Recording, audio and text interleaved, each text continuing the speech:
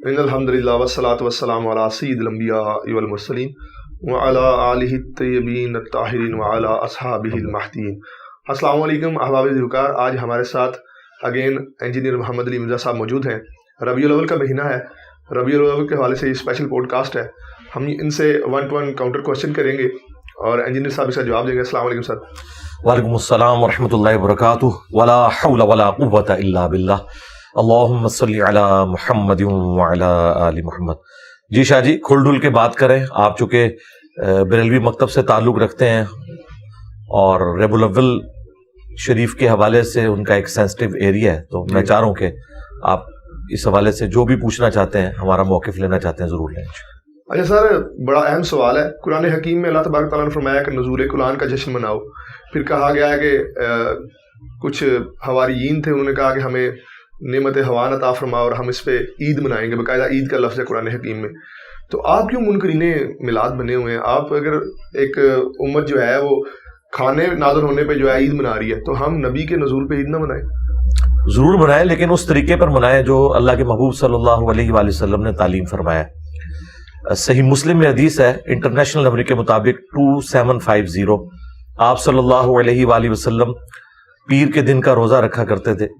آپ سے پوچھا گیا کہ آپ پیر کا روزہ کیوں رکھتے ہیں، تو آپ نے فرمایا فیہ ولدت وفیہ انزل علیہ، اس دن میں پیدا ہوا اور اسی دن مجھ پہ پہلی دفعہ وحی نازل ہوئی۔ تو نبی الاسلام نے جشن قرآن بھی منایا ہے، جشن میلاد بھی منایا ہے، ہر سال نہیں، ہر مہینے نہیں، ہر ہفتے منایا ہے پیر کا روزہ رکھ کے۔ تو یہ سنت طریقہ ہے، اس طریقے کے اوپر آپ منائیں۔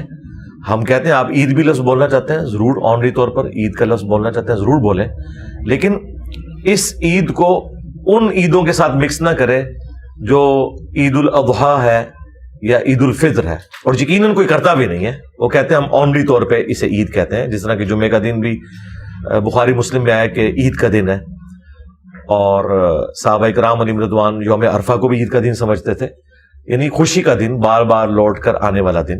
تو اسی طریقے سے منڈے کا جو دن ہے، یہ نبی صلی اللہ علیہ وآلہ وسلم کی پیدائش کا دن ہے، اس کی آپ خوشی منائیں اور اس طریقے پہ منائیں جو نبی الاسلام نے تعلیم فرمایا۔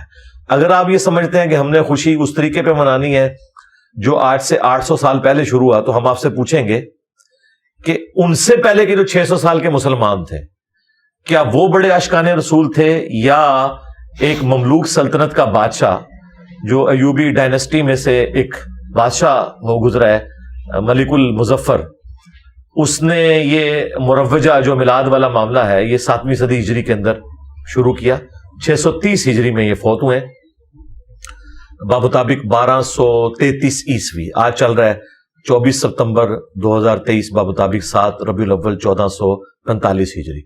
تو یہ 800 سال پہلے یہ سارے کا سارا معاملہ شروع ہوا ہے۔ پھر اسے گود لیا اصل میں سلطنت عثمانیہ نے 1588 عیسوی کے اندر، آج سے آلموسٹ آپ سمجھ لیں 500 سال پہلے سلطنت عثمانیہ نے 12 ربیع الاول کی چھٹی ڈکلیئر کر دی تھی۔ اس کے بعد سے پھر یہ تھرو آؤٹ سارے کا سارا معاملہ چلتا رہا۔ اسی وجہ سے حرمین میں بھی میلاد کے جلسے جلوس ہوتے تھے، اور لوگ ہمیں کہتے ہیں کہ جی وہ وہابیوں کے آنے سے پہلے تو وہاں پہ میلاد کے جلوس بھی نکلتے تھے۔ بھائی ہم کہتے ہیں کہ جو میلاد کے جلوس نکالا کرتے تھے ان سے بھی پہلے جو 600 سال تک کسی نے تو یہ کام نہیں کیا۔ ان کی اگر آپ کو قدر نہیں ہے اور بعد والے لوگوں کی قدر ہے، تو پھر آپ خود ہی فیصلہ کر لیں کہ آپ کن کے ساتھ کھڑے ہوئے، اور پھر بار بار یہ کہنا کہ سوائے ابلیس کے جہاں میں سبھی تو خوشیاں منا رہے ہیں۔ بھائی آپ مروجہ طریقے کو جو نبی الاسلام کی وفات کے 600 سال بعد شروع ہوا، اس کو آپ ریلیٹ کر رہے ہیں اس اعتبار سے کہ جو اس طریقے پہ میلاد نہیں مناتا آپ اسے ابلیس کہتے ہیں، تو اس کا تو مطلب ہے کہ آپ نعوذ باللہ خلفائے راشدین کو، صحابہ کرام کو، اہل البیت کو ابلیس کہنا چاہ رہے ہیں، تو شرم کم کام ہے۔ سر یہ تو بڑی زیادتی والی بات ہے کہ جو جماعت جس نے اس ملک میں صحابہ کرام کا، اہل بیت کا دفاع کیا ہے، اور ہم نے جانیں تک گنوائی ہیں اس معاملے میں، اور ایک بڑی تحریک موجود ہے ہماری اہل سنت و جماعت کی، تو آپ تو یہ بڑی زیادتی والی بات کر رہے ہیں۔ ہم موجودہ جو اکابرین ہیں جو میلاد کا انکار کرتے ہیں، یہ ان کے بارے میں علامہ نعیمی رحمہ اللہ تعالیٰ نے فرمایا، تو آپ ڈائریکٹ صحابہ کرام کی طرف ہمیں گستاخ ڈکلیئر کرنے میں تلے ہوئے ہیں۔ جب آپ مروجہ طریقہ نہ اڈاپٹ کرنے پر باقیوں کو ابلیس کہہ رہے ہیں، اگر آپ اس سے مراد یہ لے رہے ہیں کہ کوئی پیر کے روزے کا قائل نہیں ہے، تو مجھے بتائیں اہل سنت میں سے کون ہے جو پیر کے روزے کا قائل نہیں ہے؟ کیا اہل حدیث کہتے ہیں کہ پیر کا روزہ نہیں ہے، یا دیوبند کہتے ہیں؟ یہ ابلیس پھر کسے کہہ رہے ہیں آپ؟ ابلیس اسی کو کہہ رہے ہیں جو آپ کے طریقے پہ میلاد نہیں منا رہا. اور اگر یہ اعلانیہ کہہ دے کہ اس سے مراد اہل حدیث اور دیوبند نہیں ہے تو جھگڑا ختم ہو جائے گا. یہ انہی کو ابلیس کہہ رہے ہوتے ہیں. لیکن یہاں پہ دیکھیں نا آپ کے جو بھی میلاد کا لفظ ہے یا میلاد کا معاملہ ہے، یہ ہمارے منانے کے بعد بھی آپ نے میلاد پہ ڈسکشن شروع کی ہے. اس سے پہلے میلاد پہ کوئی بات ہی نہیں کرتا تھا، نہ یہ حدیث بتائی جاتی تھی جو آپ بتا رہے ہیں کہ حضور نے فرمایا کہ مجھ پہ وحی نازل ہوئی، اسی دن میں پیدا ہوا. تو میلاد تو ہم نے شروع کیا، تو اس کے بعد آپ کے معاملات اس پہ طرف آئے نا؟ نہیں، ہم تو شروع سے ایسا ہی کر رہے ہیں. اچھا. اور جہاں تک تعلق ہے اہل حدیث کا یا دیوبند کا، تو وہ خود ذمہ دار ہے. دیوبند بھی میلاد کے قائل تھے، ان کے بڑے بزرگ المحند علی المفند میں انہوں نے باقاعدہ میلاد کے حوالے سے لکھا ہے کہ ہم قیام تعظیمی کو جائز نہیں سمجھتے میلاد کے موقع پر، باقی تو جو مروجہ طریقہ ہے اس میں سے کئی چیزیں وہ بھی کرتے ہیں، وہ قائل ہیں. اور ہم تو یہ سمجھتے ہیں کہ اس بات پہ اجماع امت ہے کہ ربیع الاول کے مہینے میں جو بھی جمعے کے خطبے ہوں وہ نبی صلی اللہ علیہ وآلہ وسلم کے میلاد سے متعلق، آپ کی سیرت سے متعلق ہونے چاہیے. باقی یہ کہنا کہ جی ہماری وجہ سے یہ میلاد زندہ ہے، تو بھئی یہی بات تو شیعہ بھی کرتے ہیں. شیعہ کہتے ہیں اگر ہم نے واقعہ کربلا کو گود نہ لیا ہوتا تو اہل سنت نے کبھی بھی آل البیت کا ذکر نہیں کرنا تھا. تو اگر ان کے اس اعتراض کے اوپر بریلوی یہ ماننے کے لیے تیار ہیں کہ یہ شیعہ کا اعتراض بالکل ٹھیک ہے کہ چونکہ انہوں نے کربلا کو اتنا ہائی لائٹ کیا ہے محرم کے دنوں میں کہ مجبوراً انہیں بھی شان حسین بیان کرنی پڑی اور یزید کو کنڈیم کرنا پڑا، تو ٹھیک ہے ہم آپ کی بات مان لیں گے. لیکن ادھر یہ کیا کہیں گے، نہیں ہماری تو کتابیں بتا رہی تھی، ہم تو اہل بیت کے ماننے والے ہیں. تو بھائی ہماری بھی کتابیں بتا رہی تھی، ہم مسلم شریف کے ماننے والے ہیں. یہ کیسا ہو سکتا ہے کہ مسلم شریف میں کوئی حدیث ہے نبی علیہ السلام کی اور ہم اس کا انکار کر دیں؟ ہمارا اختلاف صرف مروجہ طریقے کے اوپر ہے، میلاد منانے کے اوپر نہیں ہے. ٹھیک ہو گیا. مسلم شریف کی آپ نے بات کی، بخاری شریف میں ایک حدیث موجود ہے کہ جو صوابہ تھی لونڈی ابو لہب کی، اسے اس نے آزاد کیا اور بتیجا سمجھ کے کیا. تو کہا جاتا ہے کہ اس حدیث میں ہے کہ اسے باقاعدہ طور پہ میٹھا شہد ملتا ہے دونوں انگلیوں سے. کسی نے ہاں میں کہا تھا، تو عبداللہ ابن عباس سے بھی یہ روایت ہے، اور کافی کتابوں میں اہل سنت کی اس میں حوالے موجود ہیں میرے پاس ابھی. تو آپ بتائیں کہ جب وہ بتیجا سمجھ کے اس نے لونڈی آزاد کی تو اسے اتنا دوزخ میں مل رہا ہے معاملہ، تو ہم اگر رسول سمجھ کے میلاد میں ہمیں کچھ نہیں ملے گا؟ آپ کا کیا خیال ہے؟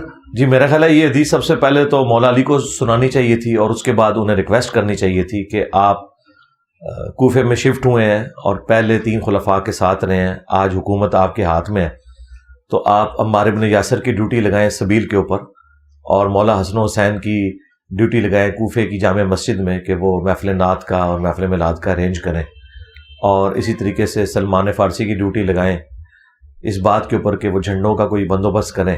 تو یہ مولا علی کو بھی یہ حدیث سنانی چاہیے تھی. یہ حدیث نہیں ہے میرے بھائی، یہ صحیح بخاری میں ایک خواب نقل ہوئی ہے، اور وہ خواب امام بخاری نے نقل کی ہے. اس خواب کی کوئی تعبیر نبی علیہ السلام نے بیان نہیں فرمائی ہے، وہ اس کے رشتہ داروں میں سے ایک بندے نے خواب دیکھا، اور اس کی پوری سند بھی بیان نہیں ہوئی ہے کہ کون سا بندہ ہے جس نے خواب دیکھی ہے. خواب جب تک پریکٹیکلی آخرت سے متعلق کوئی چیز بتا رہے ہوں گے تو وقت کے پیغمبر کو انڈورس کرنا ہوگا کہ واقعی ایسا ہوا یا نہیں ہوا، may be may not be. ٹھیک ہے، نبی علیہ السلام نے کیا ایسے انڈورس کیا ہے کہ ہاں واقعی ابو لہب کے ساتھ یہ ہو رہا ہے؟ یہ کہتے ہیں بخاری شریف میں لکھا ہوا ہے. اچھا جب ہم یہ باتیں کرتے ہیں نا تو انہیں پتہ چل جاتا ہے کہ انہوں نے غلط بیانی کیا. یہ کہتے ہیں کہ جی امام بخاری کو نہیں پتا تھا، انہوں نے کیوں لکھا؟ تو بھائی اب علمی ڈسکشن پہ آئیں. امام بخاری نے بالکل لکھا. امام بخاری کا لکھنا کیا اس چیز کو سرٹیفائڈ کر دے گا کہ نبی علیہ السلام نے اس کو انڈورس کر دیا؟ یہ کوئی حدیث تو نہیں تھی، یہ تو ایک واقعے کے طور پر نقل ہوا ہے. اور اگر اس واقعے سے یہی رزلٹ نکلتا ہے تو صحابہ کرام کیا ہر 12 ربیع الاول کے اوپر غلام آزاد کرتے تھے؟ جس طرح سویبہ کو آزاد کیا تھا ابو لہب نے اس چیز کے لیے کہ انہیں بعد میں اس کا اجر ملے، یا ان کے آباء و اجداد میں سے اگر کوئی کفر کی حالت میں چلے گئے تو ان کے سال ثواب کے لیے ہم اتنے غلام نبی علیہ السلام کی پیدائش میں جو ہے وہ آزاد کرتے ہیں. تو اس طرح کے کوئی پریکٹیکلی لے کے بھی آئے نا. یہ ایک واقعہ، اور واقعہ بھی بے سند، وہ بھی خواب سے ریلیٹڈ. خواب کی تعبیر بھی نبی علیہ السلام نے نہیں بیان فرمائی، چونکہ خواب ان سین بیریئر ہے نا، غیبی خبر ہے. جب تک پیغمبر نہیں بتاتا آپ کنفرم نہیں کر سکتے. ہاں دنیا میں یہ ہو سکتا ہے کہ وہ واقعہ ہو جائے تو آپ کہہ سکتے ہیں ہاں میں نے جو خواب دیکھا تھا وہ ہو گیا. اب یہ آخرت سے متعلق ہے، یہ آخرت سے متعلق خواب تو صرف نبی علیہ السلام ہی بتا سکتے ہیں کہ واقعی ایسے ہوا یا نہیں ہوا. تو وہ لے آئیں جناب، اگر ہے تو اللہ کا نام لے کے ہم بھی شروع کرتے ہیں. اچھا میلاد منانے کا اگر حکم نہیں ہے تو منع بھی نہیں کیا گیا, منع کر دیتے حضور, تو اس طرح کا معاملہ نہ ہوتا. آج کل آپ ہر چیز کو بدعت کرنے شروع کر دیتے ہیں.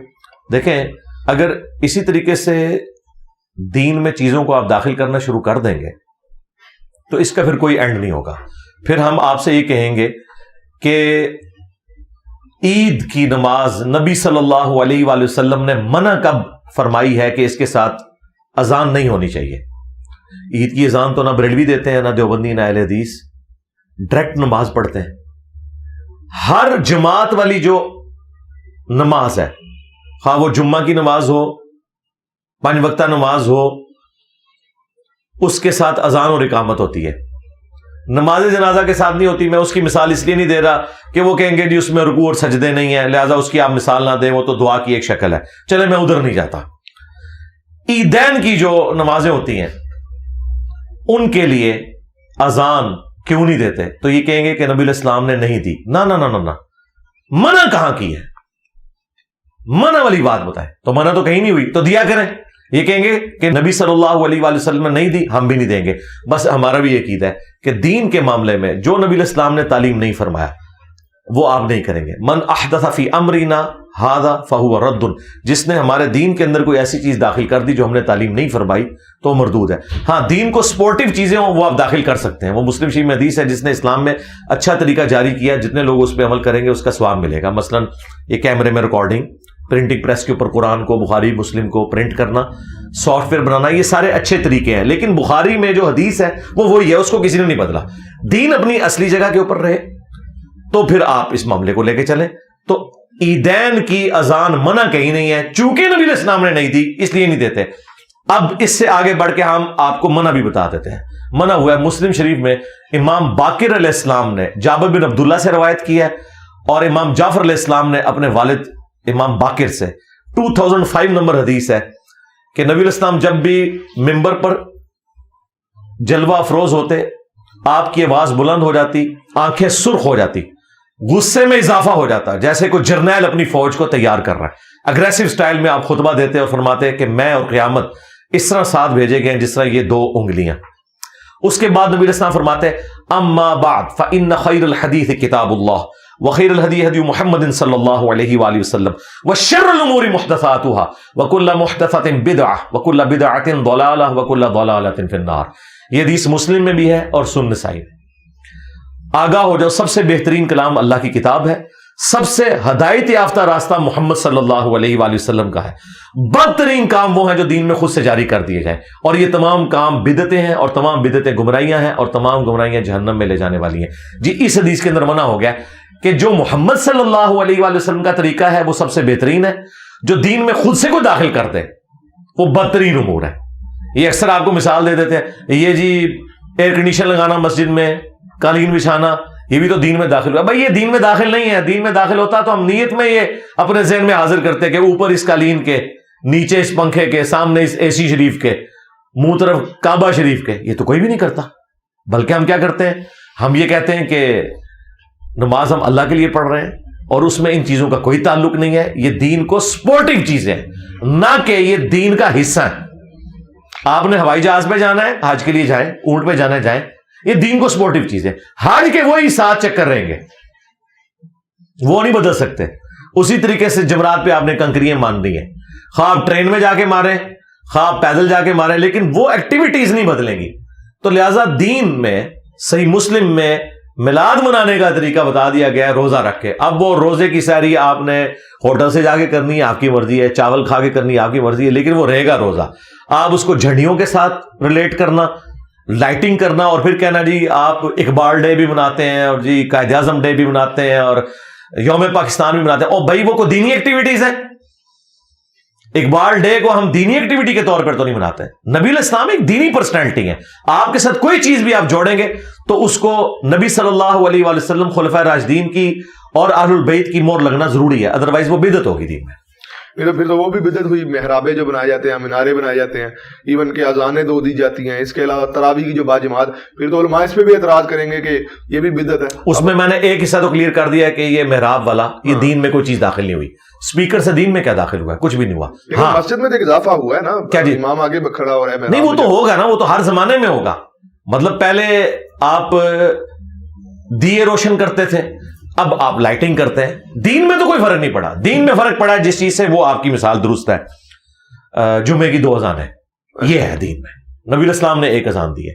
تو بخاری شریف آپ کھول لیں، حضرت عثمان غنی رضی اللہ تعالیٰ عنہ نے یہ دوسری اذان شروع کی تھی، لیکن یہ دوسری پیرلل میں دوسری تھی. مسجد میں 2 اذانیں نہیں ہوتی تھی. اس میں الفاظ ہے جب لوگوں کی تعداد زیادہ ہوگی تو بازار میں حضرت عثمان نے 1 اذان شروع کروائی تاکہ بازار کے لوگوں کو آواز آ جائے کہ آپ نے مسجد میں جانا ہے. مسجد میں حضرت عثمان نے بھی 1 اذان دی ہے. لہٰذا یہ مسجد میں خواہ وہ حرمین کے اندر 2 اذانیں ہو رہی ہیں جمعے کی، خواہ پاکستان میں، یہ بدعت ہے. حضرت عثمان نے یہ دوسری اذان نہیں شروع کروائی. بخاری میں موجود ہے پیرلل میں. اور آج وہ مسئلہ ہم اسپیکر کے ذریعے حل کر رہے ہیں کہ مسجد میں جو اذان ہوتی ہے بازار میں آواز چلی جاتی ہے. اگر کوئی کہتا ہے کہ ہم نے یہ کام کرنا ہے حضرت عثمان والا، تو ٹھیک ہے، بازار میں ایک مؤذن کھڑا کرے، مسجد میں ایک ہی اذان ہوگی. یہ 2 نمبری نہ ہمارے ساتھ کوئی کرے. بخاری سے کھول کے دیکھ لیں. تو پلس ہم اس کو اس لیے سے ہی سمجھتے ہیں کہ علیکم بسنتی و سنت الخلفاء الراشدین المہدیین. اور وہ ہو رہا کس طرح؟ جس طرح مکبر ہوا کرتے تھے. اب سپیکر کی وجہ سے مکبر کی ضرورت ہی نہیں رہی ہے. تو یہ پیرلل میں اذان تھی، دوسری اذان نہیں تھی. تراویح کی جماعت، مجھے بتائیں کیا 3 دن تک بخاری مسلم میں آیا نبی الاسلام نے تراویح کی جماعت نہیں کروائی؟ لیکن ریگولر تو نہیں کروائی. ایک پہلی چیز، سنت تو اپنی جگہ اثر ہوگی. ریگولر تو آپ نے ہمیشہ پگڑی بھی نہیں باندھی.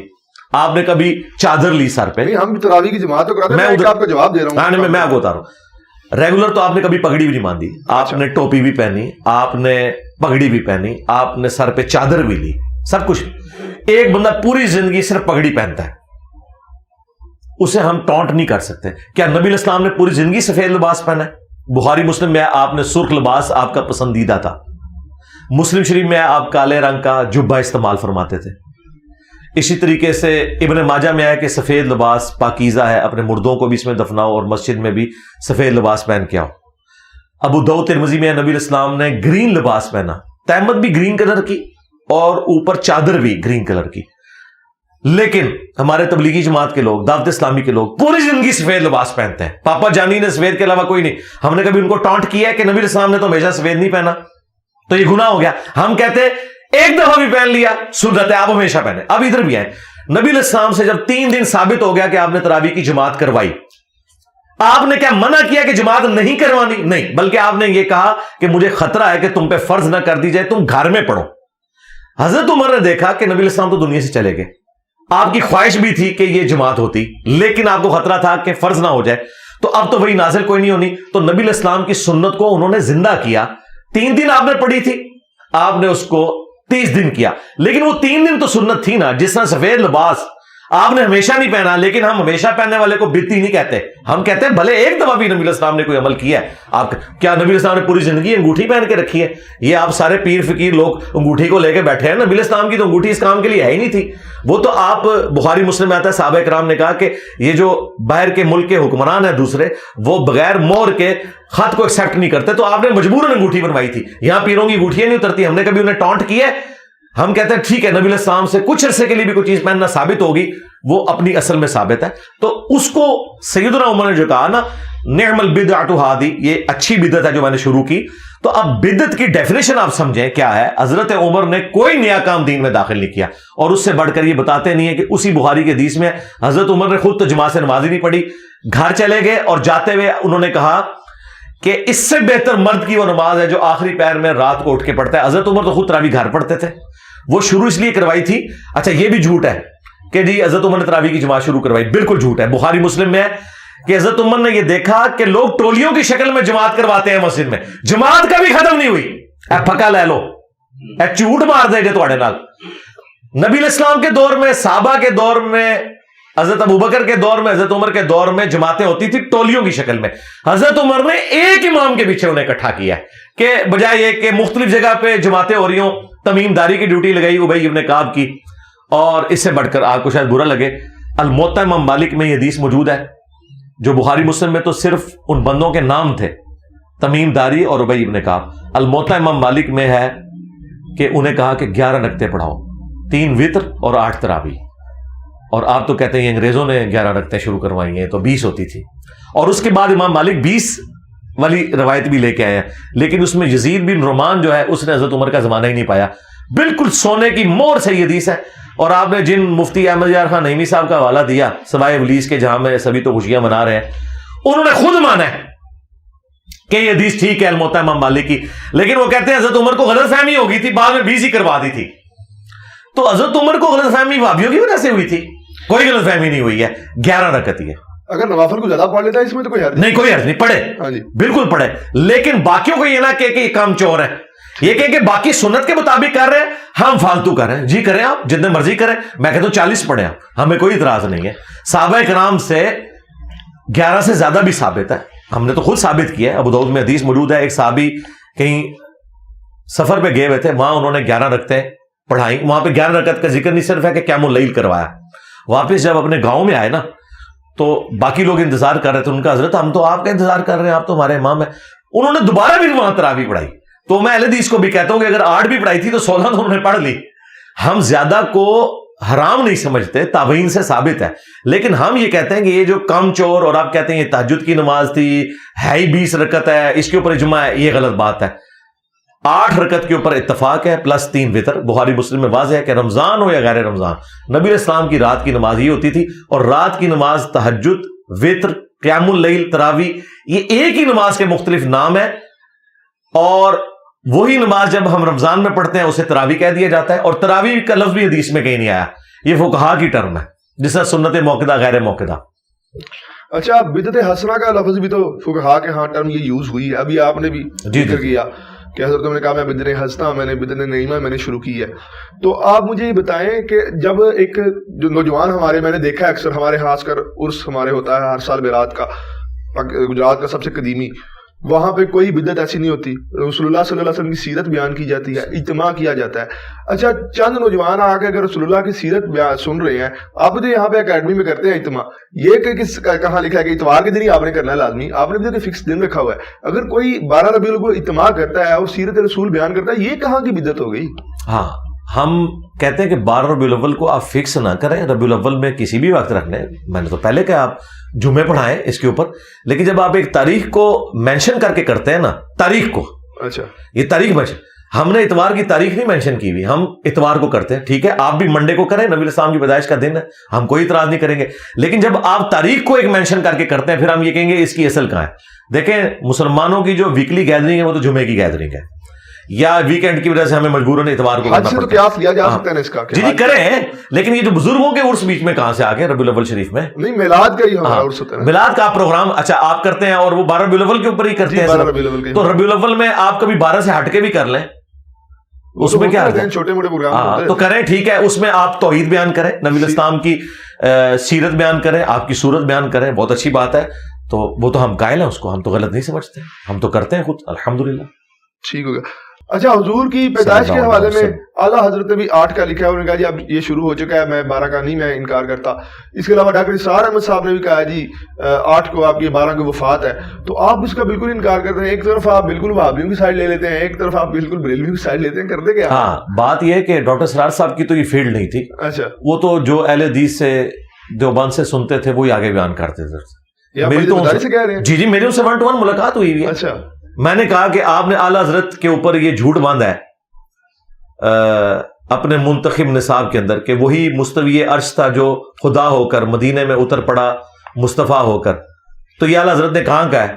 یہ جس کتاب سے آپ لوگ حوالہ دے رہے ہیں اور جو اس قسم کے کفری اشعار جس کتاب کی طرف منسوب کر رہے ہیں, تذکرۃ الغوثیہ, اعلیٰ حضرت نے تو فتاوی رضویہ میں لکھا ہے کہ یہ کتاب پڑھنا حرام ہے, اس کی خرید و فروخت حرام ہے, اس کو گھر میں رکھنا حرام ہے, اور آپ نے سارے کفریات ان کے کھاتے میں ڈالے. تو ڈاکٹر اسرار صاحب نے پتا کیا کہا, بیٹا میں اختلافی موضوعات میں بالکل امی ہوں, میں نے تو اہل حدیثوں سے سن کے بیان کر دیا تھا, اور یہ ان کی وفات سے 2 سال پہلے کی میں بات کر رہا ہوں. ٹھیک ہے, وفات ان کی ہوئی ہے نا 2 سال آلموسٹ 2010 میں ہوئی ہے نا ان کی, اپریل میں. تو یہ آلموسٹ مئی 2008 کی بات ہے, 2 سال پہلے کی. تو ان کے تو اپنا یہ معاملہ تھا. رہ گیا آپ کا کہنا کہ اعلیٰ حضرت, تو اعلیٰ حضرت نے 8 ربیع الاول لکھا ہے بالکل جی. تو پہلے تو یہ بریلوی اعلیٰ حضرت سے پوچھے نا کہ یہ کیا ہو گیا اور آپ کی تحقیق کہاں سے آ گئی, جبکہ دلائل النبوہ امام بیہقی کی کتاب میں امام محمد بن اسحاق یہ انس بن مالک کے شاگرد ہیں, انہوں نے 12 ربیع الاول ڈیٹ دلائل النبوہ میں بتائی ہے اور دن بتایا ہے منڈے کا, عام الفیل والے سال سحری کے وقت. تو ہمارے نزدیک تو ہے. اور آپ کے جو عبد القادر جیلانی ہے پیران پیر, جو دلوں کے حال بھی جان لیتے تھے, انہوں نے تو 10 محرم لکھی ہوئی ہے. کہتے ہیں جی انہوں نے تو صرف قول نقل کیا. بھائی قول نقل کر کے بتاتے نا کہ ربیع الاول ہے, وہ بھی علماء سے سن سنا کے نقل کر گئے. اور ایک غوث وقت ہے, اسے یہ نہیں پتا کہ اس کے نبی کی پیدائش کس مہینے میں ہوئی, مہینہ بھی غلط لکھا ہوا ہے. ایک آبرین میں اختلاف تو رہا ہے نا اب اس طرح. نہیں, حدیث کی کتابوں میں تو ربیع الاول ہے جی. اچھا, ربیع الاول پہ کبھی امت کا اختلاف نہیں ہے. ربیع الاول کے مہینے پہ کوئی اختلاف نہیں ہے. تاریخ میں ہے کہ شیعہ جو ہیں وہ 17 ربیع الاول کہتے ہیں, حالانکہ اصول الکافی میں بھی 12 ربیع الاول لکھا ہوا ہے چیپٹر نمبر 110 میں. اہل سنت کے ہاں 12 ربیع الاول ملتا ہے دلائل النبوہ کے اندر. ربیع الاول کا مہینہ اور منڈے کا دن, اس کے اوپر تو اتفاق ہے. تاریخ پہ اگر کسی نے کوئی اکا دکا قول لکھا ہے تو اس کی کوئی اہمیت نہیں ہے. حدیث کی کتاب دلائل النبوہ میں 12 ربیع الاول ہے. اچھا, آپ نور ہونے کا بھی حضور کا انکار کرتے ہیں صلی اللہ علیہ وسلم. حضور کو اللہ تبارک تعالیٰ نے فرمایا کہ تمہارے پاس آ گئی کتاب اور نور, تو اس لحاظ سے مجھے بتائیے گا کہ کیا آپ بالکل نور کا انکار کرتے ہیں؟ یار مجھے یہ بتائیں, ہر وہ گالی جو اہل حدیث کو آپ لوگ دیتے ہیں وہ میرے کھاتے میں کیوں ڈالتے ہیں؟ میں نے رفع الیدین شروع کر کے آپ کے اوپر اتنا بڑا ظلم ڈھا دیا ہے کہ وہابیوں کے عقیدے آپ میری طرف منسوخ کرتے ہیں. بھائی وہابی یزیدی ہیں, میں تو یزید کے والد کا بھی دفاع نہیں کرتا اس حوالے سے جو انہوں نے امت کے اوپر یہ تحفہ مسلط کیا. باقی صحابی ہونے کی وجہ سے ہم رضی اللہ عنہ کو کہتے ہیں. تو میرا کیا لینا دینا وہابیوں کے ساتھ؟ وہ تو ناسبیت کی طرف مائل ہے. یہاں پہ بھی میں نے کب کہا کہ نبی الاسلام نور نہیں ہے؟ نبی الاسلام نور ہے, واضح ہے قرآن میں, انا ارسلناک شاہدا ومبشرا ونذیرا وداعیا الی اللہ باذنہ وسراجا منیرا. نبی الاسلام وہ سورج ہے جو باقیوں کو چمکا دیتا ہے. اور یہ جو آپ نے آیت کا حوالہ دیا ہے سورۃ المائدہ کی, قد جاءکم من اللہ نور وکتاب مبین, یہ تو میں مکہ شریف میں بیٹھا ہوا تھا تو یہ دیوبندی جو ایک مولانا ہے وہ سرخ داڑھی والے مولانا مکی, تو وہ کہہ رہے تھے دیکھیں یہ بریلوی جھوٹ بولتے ہیں اور یہ کہتے ہیں کہ جی اس آیت میں نور سے مراد جو ہے وہ نبی الاسلام ہے. تو اب ظاہر ہے کہ میں تو اس وقت ان کے ساتھ انٹریکشن نہیں کر سکتا تھا, تو میں صرف ان کو دیکھ کے ہنس رہا تھا کہ ان بیچاروں کا علمی لیول یہ ہے کہ انہیں یہ پتہ ہی نہیں ہے کہ اہل سنت کے جو پہلے مفسر ہیں ابن جریر طبری, جن سے حافظ ابن کثیر نے آلموسٹ چھاپا مارا ہے تفسیر ابن کثیر میں, ان کی ہے تفسیر طبری جسے تفسیر ابن جریر بھی کہتے ہیں. انہوں نے اس آیت کے کانٹیکسٹ میں لکھا ہے کہ یہاں نور سے مراد نبی الاسلام کی مبارک ذات ہے اور اللہ کی کتاب ساتھ آئی, اور نور سے مراد انہوں نے کہا نور ہدایت. یہ ذہن میں رکھیے گا, نور ہدایت. ایز اے اسپیشی نبی الاسلام انسان ہے. اگر کوئی یہ کہتا ہے نبی الاسلام انسان نہیں ہے تو رسول اللہ کی توہین کر رہا ہے. کیوں؟ اللہ تعالیٰ نے ایز اے اسپیشی انسانوں میں انہیں مبعوث کیا ہے. سورہ بنی اسرائیل میں ہے اگر زمین پر فرشتے آباد ہوتے تو فرشتوں میں سے پیغمبر آتا, یہ انسانوں میں سے ہے. اور انسانیت کو ناز ہے کہ اللہ کے محبوب صلی اللہ علیہ وآلہ وسلم انسان تھے. یہ آپ صلی اللہ علیہ وآلہ وسلم کا بشر ہونا آپ کے نور ہونے سے بہتر ہے, اس لیے کہ انسانیت اگر اللہ کے راستے پر ہو تو فرشتوں سے بہتر ہے. بغاوت والا معاملہ تو الگ. کیا ہم انبیاء اکرام علیہ السلام کو فرشتوں کے انبیاء سے افضل نہیں مانتے؟ اگر نور ہدایت کے طور پر آپ بات کرنا چاہتے ہیں ضرور کریں, وہ تو مسند احمد میں حدیث ہے.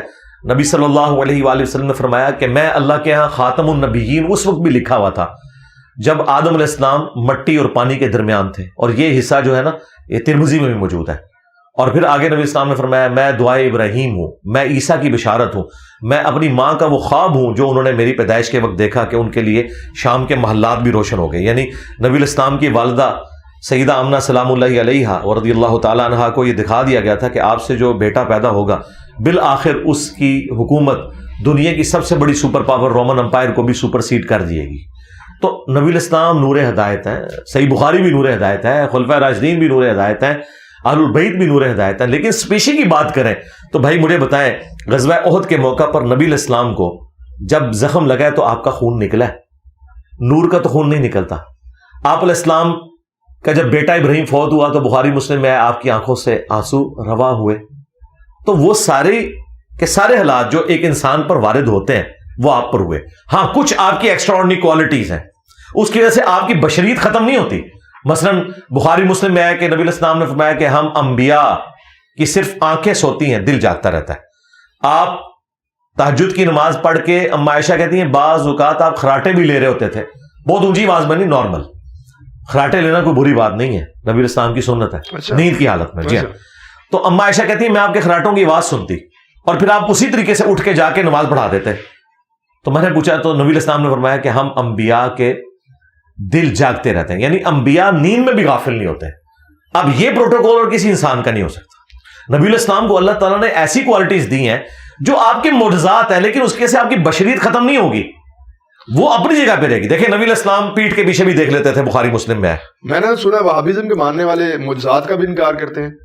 نہیں, وہابی تو کوئی نہیں معجزات کا انکار کرتے ہیں, لیکن یہ میں مانتا ہوں کہ جو ایک پہلو ہے نبی علیہ السلام کی عظمت والا, اچھا, وہ ان سے اوور لک ہو جاتا ہے. انکاری نہیں ہے, اقراری نہیں ہوتے بہت زیادہ, جس طرح کے آپ کے بریلوی نبی علیہ السلام کی سیرت کے اتنے اقراری نہیں ہوتے. انکاری نہیں ہے, اقراری نہیں ہوتے. جب ہم ان سے بات کرتے ہیں کہ بھئی رفع الیدین سنت ہے, دوسری طرف تو ایک مسواک اور پیلی چپل اور پتہ نہیں کیا کچھ تم کرتے ہو, رفع الیدین کے بارے میں اتنے کیوں اس معاملے کو ہلکے لیے ہوئے ہو, تو دونوں طرف غلو ہوا ہوا ہے. لیکن ہم تو جو بھی کتابوں میں رپورٹ ہو گیا ہم منو ان اسی طریقے سے بیان کرتے ہیں. ہم نے ڈنکے کی چوٹ پہ نبی علیہ السلام کے سارے معجزات بیان کیے ہیں, ہمیں کوئی آر نہیں ہے. اچھا, پھر آپ کون کون سے معجزات کو مانتے ہیں کہ وہ ٹھیک ہیں, اور آپ نے بھی معجزات کی بات کی. میں نے تو سنا تھا وہ وہابیزم کے ماننے والے جو ہیں معجزات سے بالکل انکاری ہیں. پہلی تو بات ہے ہم کوئی وہابیزم کے ماننے والے نہیں, ہم قرآن و سنت کے ماننے والے ہیں. ہاں بالکل, ہم وہابیزم کے ماننے والے ہوتے ہیں تو یزید کا اور اس کے والد کا جھوٹا دفاع کر رہے ہوتے ہیں. ہم نہیں کرتے, ہم مولا علی کے ساتھی ہیں الحمدللہ. اس سے بڑا کوئی سرٹیفکیٹ میں اپنا پیش نہیں کر سکتا الحمدللہ. ٹھیک ہے, ہم بنو امیہ کو کنڈیم کرنے والے ہیں سوائے سیدنا عثمان ابن عفان رضی اللہ تعالیٰ عنہ کے اور عمر بن عبد العزیز رحمہ اللہ تعالیٰ کے. اچھا, ہاں جی بالکل کلیئر کٹ. ہمارا وہابیزم سے کیا لینا دینا رہ گئے. معجزات تو بھائی جو قرآن و سنت میں معجزات آئے وہ تو ہم مانتے ہیں. ہم اختلاف کرتے ہیں, آپ جو اپنے بابوں کی جھوٹی کہانیاں بیان کرتے ہیں ان کو آپ کہتے ہیں کہ یہ نبی کے معجزات ہیں جو بابوں کے ذریعے ظاہر ہو رہے ہیں. اور کیا ظاہر ہو رہے ہیں کہ جی نگاہ مار کے مرید کو جلا کے راکھ کر دیا, لوٹے کی ٹوٹی اس نے قبلہ رخ نہیں رکھی تھی. ہم کہتے ہیں یہ معجزہ نہیں ہے, یہ صراحتاً 302 کا قتل کا مقدمہ بنتا ہے تمہارے بزرگ کے اوپر اگر انہوں نے ایسا کیا ہے. کیونکہ نبی علیہ السلام تو بخاری مسلم میں آیا کہ انس بن مالک کہتے ہیں 10 سال حضور کو وضو کروایا, آپ نے کبھی مجھے نہیں ڈانٹا, کبھی یہ نہیں کہا کہ یہ کام کیوں کیا, یہ کیوں نہیں کیا. نبی علیہ السلام تو اتنی شفقت فرمانے والے تھے. آپ بزرگوں کے ساتھ اس قسم کی جو کرامات منسوخ کرتے ہیں ہم اس کے انکاری ہیں, کرامت کے نہیں, ان جھوٹی کرامتوں کے. مریدنی کو کیچ کر لیا. اب ثاقب رضا مصطفی جیسا بندہ اگر اس قسم کی کہانیاں کرے گا کہ مریدنی کیچ کی, تو ہم کہیں گے کہ بھی باولک نے مریدنی کیچ کی اور دوسری طرف نبی علیہ السلام تو بخاری مسلم ہے کبھی کسی عورت کے ہاتھ کو ٹچ نہیں کیا بیعت کرنے کے لیے بھی. تو یہ تمہارے بزرگ کس طریقے پہ چل رہے تھے, ہمیں ان چیزوں سے اختلاف ہے. باقی آ جائیں آپ معجزات کی طرف. دیکھیں نبی علیہ السلام کے 2 معجزات تو ایسے ہیں جو قرآن میں آئے ہیں, اچھا, جو فزیکل فینومینا آف نیچر کو توڑنے والے, جنہیں آپ معجزہ مانتے ہیں. ہم تو نبی علیہ السلام کو مکمل آپ کی مبارک ذات ہی معجزہ تھی, لیکن جس کو آپ معجزہ بولتے ہیں جو قانون قدرت کو توڑنے والی چیز ہے. یہ میں نے اپنے علماء سنا ہے کہ رسول اللہ خود بھی معجزہ تھے, بالکل ہم بھی مانتے ہیں اس چیز کو. جی, لیکن میں ابھی وہ معجزات بیان کروں گا جو آپ صلی اللہ علیہ وآلہ وسلم نے ایسے کام کیے ہیں جو آپ سمجھتے ہیں کہ یہ ہوگا تو ہم معجزہ مانیں گے. مثال کے طور پر قرآن حکیم میں سورۃ القمر میں آیا ہے کہ نبی صلی اللہ علیہ وآلہ وسلم کے لیے اللہ تعالیٰ نے چاند کو 2 ٹکڑے کر دیا. اچھا, اور یہ قرآن پاک کی اس آیت کے کانٹیکسٹ میں بخاری مسلم میں حدیث ہے کہ عبداللہ ابن مسعود کہتے ہیں کہ نبی علیہ السلام سے جب کافروں نے کہا کہ کوئی نشانی آپ کے لیے ظاہر ہو, تو اللہ تعالیٰ نے چاند کو 2 ٹکڑے کیا, ہیرا پہاڑ کے دائیں اور بائیں ہوا اور پھر بعد میں جڑ گیا. یہ وہ معجزہ ہے جو قرآن میں بخاری مسلم میں رپورٹ ہوا ہے. دوسرا معجزہ جو قرآن میں ہے وہ نبی علیہ السلام کا واقعہ معراج ہے, جو آپ کا الاسراء ہے, زمینی سفر, وہ سورہ بنی اسرائیل میں آیا سبحان الذی اسری بعبدہ لیلا من المسجد الحرام.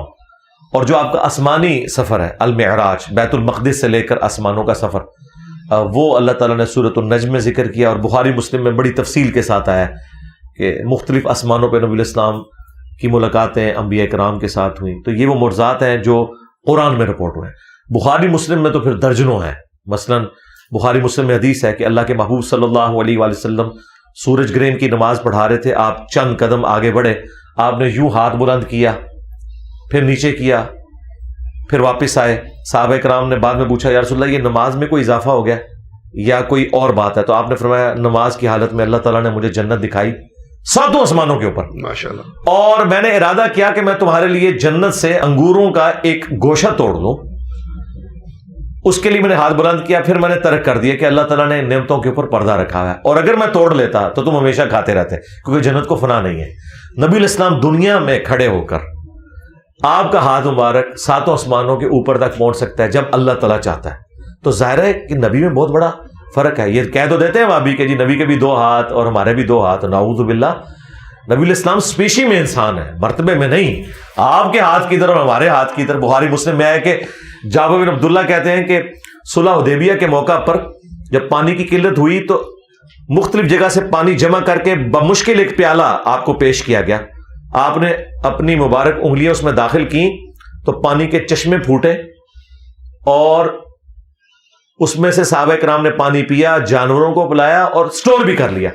تو وہ تابعی پوچھتے ہیں کہ آپ لوگ کتنے تھے؟ انہوں نے کہا ہم 1,00,000 بھی ہوتے نا تو پانی زیادہ تھا، البتہ ہم 1500 تھے جنہوں نے ایک پیالے سے پانی پیا، سارے اونٹوں کو بھی پلایا، سٹور بھی کر لیا، تب بھی اسی طریقے سے آپ کی مبارک انگلیوں سے پانی کے چشمے جاری تھے۔ اسی طریقے سے بخاری مسلم میں ہے کہ نبی علیہ السلام نے فرمایا کہ تم نماز کی حالت میں خشوع و خضوع سے کھڑے ہوا کرو، میں تمہیں اللہ کی قسم اپنی پیٹھ کے پیچھے دیکھ رہا ہوتا ہوں۔ یعنی جب آپ جماعت کرواتے تھے نا تو آپ کو پیچھے نظر آتا تھا کون کھجلی کر رہا ہے، کون کیا کر رہا ہے، یہاں آپ کی آنکھ نہیں تھی، ہمیں تو یہ بس ادھر تک مشکل سے 180 ڈگری نظر آتا ہے، نبی علیہ السلام کو انہی 2 آنکھوں سے پیچھے بھی نظر آتا تھا۔ یہ ہر وقت آپ کے ساتھ معجزہ اٹیچ تھا۔ اس طریقے سے بخاری مسلم میں آتا ہے کہ آپ کے پسینے سے خوشبو آتی تھی اور صحابہ کرام آپ کے پسینے کو خوشبو کے طور پر استعمال کرتے تھے۔ تو اب پسینے میں سے تو بدبو آتی ہے، لیکن نبی علیہ السلام کا یہ معجزہ تھا کہ آپ کے مبارک پسینے سے خوشبو آتی تھی۔ اسی طریقے سے آپ صلی اللہ علیہ وآلہ وسلم کے بارے میں حضرت اسماء بنت ابی بکر نے ایک کالا جبہ، کسروانی طیالسی کالا جبہ نکالا پرشین امپائر کا، اور کہا کہ یہ وہ جبہ ہے جو نبی علیہ السلام پہنا کرتے تھے اور ہم اس کا دھون مریضوں کو شفا کے لیے پلاتے ہیں۔ اسی طریقے سے بخاری شریف میں آتا ہے کہ ام سلمہ نے نبی علیہ السلام کا ایک بال مبارک نکالا اور کہا کہ یہ نبی علیہ السلام کا وہ بال مبارک ہے، جب ہمارے محلے میں کوئی بیمار ہو جاتا ہے تو وہ برتن بھجوا دیتا ہے، میں اسے گھول کے دیتی ہوں، وہ پی لیتا ہے تو شفا ہو جاتی ہے۔ تو نبی علیہ السلام کے تبرکات کی شفا آپ کی وفات کے بعد بھی اسی طریقے سے جاری ہے۔ لیکن اگر آپ لوگ جعلی بال مبارک بنا کے، جعلی نقش نالین بنا کے لکڑی کے اوپر اور اس طریقے سے زیارت کروا کے اس میں ٹکٹ لگا کے کریں گے تو ہم کہیں گے کہ ہم لوگ پھر نبی کے نام کو بیچ ہی رہے ہیں نا۔ نبی علیہ السلام کی تو یہ تعلیمات تو نہیں تھی کہ آپ نے یہ کچھ کرنا شروع کر دینا۔ اسی طریقے سے بخاری مسلم میں ہے کہ صحابہ کرام نبی علیہ السلام کے وضو کا پانی نیچے نہیں گرنے دیتے تھے، اس کو اپنے جسم کے اوپر ملتے تھے۔ بخاری مسلم میں ہے نبی صلی اللہ علیہ وآلہ وسلم نے حجۃ الوداع کے موقع پر جب حلق کروایا تو آپ نے ابو طلحہ کو بال دیے اور کہا کہ صحابہ کرام میں انہیں تقسیم کر دو۔ اور بخاری میں تو یہاں تک آیا ایک تابعی کہتے ہیں کہ نبی علیہ السلام کا ایک بال مبارک ہونا میرے پاس دنیا اور جو کچھ دنیا کے اندر ہے اس سے بڑھ کر مجھے محبوب ہے۔ اسی طریقے سے ابو داؤد ترمذی میں آیا، ابن ماجہ میں حدیث موجود ہے کہ ایک صحابیہ کہتی ہیں کہ نبی علیہ السلام ہمارے گھر تشریف لائے تو آپ کو پیاس لگی تو آپ نے کہا کہ میں نے پانی پینا ہے، تو ہم نے مشکیزے کی طرف اشارہ کیا، نبی علیہ السلام اٹھے، مشکیزے کو منہ لگا کے پانی پیا۔ وہ کہتی ہیں کہ جس سے ہی نبی علیہ السلام لادہ ہوئے تو میں نے مشکیزے کا منہ کاٹ کے اپنے پاس تبرکن رکھ لیا کہ اس سے نبی علیہ السلام کا منہ مبارک لگا۔ تو اس طرح صحابہ کرام نے نبی علیہ السلام کی چیزیں بھی سنبھالی ہوئی تھیں۔ آپ صلی اللہ علیہ وآلہ وسلم کے یہ معجزات اتنے ایکسٹرا آرڈنری ہیں کہ جن پہ کسی کو اختلاف نہیں ہے۔ لیکن ہم یہ کہتے ہیں کہ نبی علیہ السلام کی وفات کے بعد کبھی کسی صحابی نے آپ کی قبر کی مٹی نہیں چاٹی جا کے، یہ اختلاف شروع ہو جاتا ہے۔ آج بھی دنیا میں نبی علیہ السلام موجود ہوں، ہم اپنا ہر مسئلہ آپ کے سامنے لے کے جائیں گے۔ بخاری میں نہیں آیا کہ ایک صحابی کی پنڈلی کی ہڈی ٹوٹ گئی، نبی علیہ السلام نے کہا یہ کیا ہوا؟ تو انہوں نے کہا یا رسول اللہ آپ نے وہ کام بھیجا تھا، میں نے قلعے سے چھلانگ لگائی تو یہ ٹوٹ گئی۔ تو انہوں نے اپنی پگڑی لپیٹی تھی، آپ نے فرمایا ٹانگ سیدھی کر، ہاتھ پھیرا، وہ کہتے ہیں کہ ایسی ہوگی کہ کبھی ٹوٹی نہیں تھی۔ لیکن آج اگر آپ کی پنڈلی کی ہڈی ٹوٹے گی نا، ہم آپ کو روزہ شریف میں نہیں لے کے جائیں گے، نہ کعبہ شریف لے کے جائیں گے، کیونکہ دنیا کو اللہ نے اس باپ کے ساتھ جوڑا ہے۔ نبی علیہ السلام جب تک دنیا میں موجود تھے ہم ہر مسئلہ آپ کے سامنے رکھیں گے۔ بخاری مسلم میں یہاں تک حدیث ہے کہ بارش نہیں ہو رہی تھی، ایک عرابی کھڑا ہوا، یا رسول اللہ ہمارے جانور ہلاک ہو گئے قحط سالی سے، آپ دعا کریں۔ نبی علیہ السلام نے دعا کی اور ابھی ہاتھ نیچے بھی نہیں آئے تو بارش شروع ہو گئی۔ اگلے جمعے تک بارش ہوتی رہی، اگلے جمعے وہی بندہ کھڑا ہوا کہ یا رسول اللہ دعا کریں کہ ہمارے گھروں پہ بارش نہ ہو، صرف زمینوں میں ہو۔ تو نبی علیہ السلام نے دعا کی، بلکہ آپ نے مبارک انگلی سے یوں بادلوں کو اشارہ کیا، غلادہ ہو گئے۔ تو اس طرح کے کئی معجزات بخاری مسلم میں ہے کہ نبی علیہ السلام نے فرمایا کہ اگر کوئی مجھ سے لینا چاہتا ہے تو میں اسے عطا کرتا ہوں کہ وہ اس کے بعد کبھی نہیں بھولے گا۔ تو حضرت ابو ہریرہ نے فوراً اپنی چادر بچھائی تو نبی علیہ السلام نے یوں کر کے چادر میں ڈالا, انہوں نے سینے سے لگائی, اور کہتے ہیں اس سے پہلے میں نے حضور کو شکایت کی تھی کہ میں حدیثیں بھول جاتا ہوں, اس کے بعد میں کبھی کوئی چیز نہیں بھولا. تو اس طرح کے ایکسٹراڈنری معجزات ہیں نبی صلی اللہ علیہ وآلہ وسلم کے, اس سے کسی کو انکار نہیں ہے. ہمارا بریلویوں سے اختلاف یہ ہے کہ وہ قبر رسول سے جا کے یہ چیزیں مانگنا شروع کر دیتے ہیں, یا یہاں بیٹھ کے وہ دعا میں نبی علیہ السلام کو شریک کرتے ہیں. یہ کام نہ کریں, دنیا میں موجود ہوں تو بالکل جائیں. دیکھیں بدر و احد کے اندر امیر حمزہ تھے, نبی علیہ السلام نے ان کی ڈیوٹی لگائی. خیبر میں وہ شہید ہو چکے تھے, ان کو قبر سے نکال کے ساتھ نہیں لے کے مولا علی کی ڈیوٹی لگائی. جو بندہ دنیا سے چلا گیا وہ اللہ کی جنتوں میں آخرت میں زندہ ہے, دنیا سے اب اس کا کوئی تعلق نہیں ہے. ورنہ مجھ سے آپ اینٹی وینم علمی جواب, الزامی جواب پھکی والا لے لیں. قرآن میں تو سورہ نساء کی آیت نمبر 65 میں ہے کہ تم مومن ہی نہیں ہو سکتے جب تک کہ اپنے ہر فیصلے میں نبی کو حاکم نہ مان لو. تو کیا صحابہ کرام حضور کی وفات کے بعد قبر رسول سے جا کے فیصلے کرواتے تھے, یا حضرت عمر نے حضرت علی کو چیف جسٹس لگایا ہوا تھا؟ سقیفہ بنی ساعدہ میں جو کچھ ہوا, کیا اس کی شکایت حضرت علی نے جا کے قبر رسول پہ کی ہے, یا حضرت ابوبکر نے کہا کہ ٹھیک ہے علی وہاں سے فیصلہ کروا لیتے ہیں؟ ایون حضور کی میت پہ دفنانے میں اختلاف ہوا ہے, ترمذی میں آیا ہے, صحابہ میں مشورہ ہو رہا ہے. کسی نے نہیں حضور سے پوچھا کہ یا رسول اللہ آپ کو کہاں دفنا ہے, ابھی تو میت مبارک اندر بھی نہیں گئی تھی. بعد میں تو یہ باتیں کرتے ہیں جا کے, اور ہمیں لا کے جعلی روایتیں پیش کرتے ہیں مصنف ابن ابی شیبہ سے کہ ایک اعرابی حضور کی قبر پہ آئے, اس میں اعمش مدلس ان سے روایت کر رہا ہے. ہم بخاری سے کہتے ہیں کہ حضرت عمر کہتے ہیں انا کنا نتوسل الیک بنبینا, 1010 نمبر حدیث ہے بخاری کی, اے اللہ جب تک تیرے نبی ہم میں موجود تھے ہم ان کا توسل اختیار کرتے تھے, ان کی دعا کی برکت سے تو بارش نازل فرماتا تھا, اب ہم تیرے نبی کے چچا کو لے کے ہیں. تو نبی علیہ السلام کا کوئی مرتبہ کام نہیں ہو گیا تھا وفات کے بعد, بلکہ بڑھ گیا ہے. وَلَلْآخِرَةُ خَيْرٌ لَكَ مِنَ الْأُولَىٰ. لیکن حضرت عمر نے عقیدہ دیا کہ صحیح وسیلہ اور توسل یہ ہے کہ جو بندہ دنیا میں موجود ہے آپ نے اس سے دعا کروانی ہے, نہ کہ آپ نے قبر رسول کی بٹی چاٹنی ہے یا جا کے قبر پہ نبی علیہ السلام سے مانگنا ہے. مانگنا اللہ ہی سے, ایاک نعبد و ایاک نستعین. اچھا سر, آپ نے قیاس کیا تھا, اچھا سر آپ نے اتحاد کیا تھا, بیج لگایا تھا نالین پاک کا. آپ اگر اتحاد کریں تو آپ کو اجازت ہے, اور آپ نے کہا جی میں نے پوری ٹیم سے مشورہ کیا ہے جی میں نے یہ اتحاد کیا ہے. ہم اگر جھنڈی لگا لیں تو ہمارا اتحاد آپ کیوں قبول نہیں کرتے سر؟ میں نے وہ بیج لگانے کے بعد کہا ہے کہ سوائے ابلیس کے جہاں میں سبھی تو خوشیاں منا رہے ہیں. اور دوسرا میں نے یہ جو بیج لگایا ہے یہ پراپرلی کوئی میں نے سرمنی کی ہے کہ میں نے کہیں بندے اکٹھے کیے ہوں, ساروں نے بیج لگائے ہوئے ہوں, پھر ہم بیٹھ کے وہاں پہ لنگر کھا رہے ہوں اور ایک پورا پراپر طریقے سے جلوس لے کے چلے ہوں. ٹھیک ہے, میں کہتا ہوں آپ ربیع الاول کیا پورا سال لگا کے رکھیں, لبیک یا رسول اللہ کا بیج لگائیں, کوئی حرج نہیں, ہمیں کوئی اس سے اختلاف نہیں. جب اسے آپ اجتماعی شکل دیتے ہیں, آپ اس مثال کو سمجھیں, جب بھی کوئی عبادت اجتماعی طور پر ہوگی نا وہ بدعت میں چلی جائے گی. انڈیویجول ہم کوئی بدعت نہیں کہتے ہیں. مثال کے طور پر آپ اشراق کے نفل پڑھیں, 8 پڑھیں, 10 پڑھیں, 12 پڑھیں, لیکن اگر آپ اشراق اور چاش کی جماعت اعلانیہ کروانا شروع کر دیں گے ہم اسے بدعت کہیں گے. ونس اجتماعی کوئی معاملہ ہوتا ہے, آپ تسبیح کے اوپر, گٹھلیوں کے اوپر اللہ کا ذکر کریں, کوئی مسئلہ نہیں ہے, لیکن جیسا ہی اجتماعی ذکر کریں گے وہ بدعت کی کیٹیگری میں چلا جائے گا. وہ دارمی میں حدیث ہے, عبداللہ ابن مسعود نے کہا ابھی تو نبی کے برتن بھی نہیں ٹوٹے, آپ کے کپڑے بھی پرانے نہیں ہوئے, اور نبی کے صحابہ بھی نہیں سارے مر گئے کہ تم نے دین میں یہ بدعت جاری کر دی ہے. ایک کہنا جی پڑھ 100 دفعہ سبحان اللہ, باقی سارے گیٹیاں سٹ دینے اور چادر بچھا کے. لیکن دوسری طرف ابو داؤد میں حدیث ہے, نبی علیہ السلام کے سامنے ایک عورت گٹھلیوں پہ پڑھ رہی تھی, آپ نے فرمایا اس سے آسان عمل بتاتا ہوں, اور آپ نے اس کو ایک وظیفہ تعلیم فرمایا, لیکن اس کو حرام نہیں کہا کیونکہ وہ انڈیویجول تھی. وہ عورت بھی اگر پورے محلے کی عورتیں لے کے بیٹھی ہوتی نا 1.25 لاکھ دفعہ آیت کریمہ تو بدعت ہو جانی تھی. یہ بدعت میں آپ سمجھیں انڈیویجول آپ جو عبادتیں ان کی اثر موجود ہے, اگر آپ کرنا چاہتے ہیں ضرور کریں, لیکن جیسے ہی اس کو اجتماعی شکل دے کے ایک سرمنی بناتے ہیں نا پھر وہ بدعت کی کیٹیگری میں چلی جاتی ہے یہ چیز. اچھا, حضور نے کہا ہے کہ میں اس وقت بھی نبی تھا کہ جب آدم علیہ السلام مٹی اور پانی کے درمیان تھے, تو ہم تو انہیں اولین والآخرین مانتے ہیں, تو آپ تو اس کا انکار کرتے ہیں کہ آپ تو کہتے ہیں کہ جناب حضور جو ہیں اسی وقت پیدا ہوئے جب آپ 12 ربیع الاول کو دنیا میں آئے, اس سے پہلے کوئی وجود نہیں تھا. اس سے نہیں, تو آپ بھی یہ مانتے ہیں کہ نبی صلی اللہ علیہ وسلم کا کوئی وجود ظاہری, جی یہی بات ہے نا.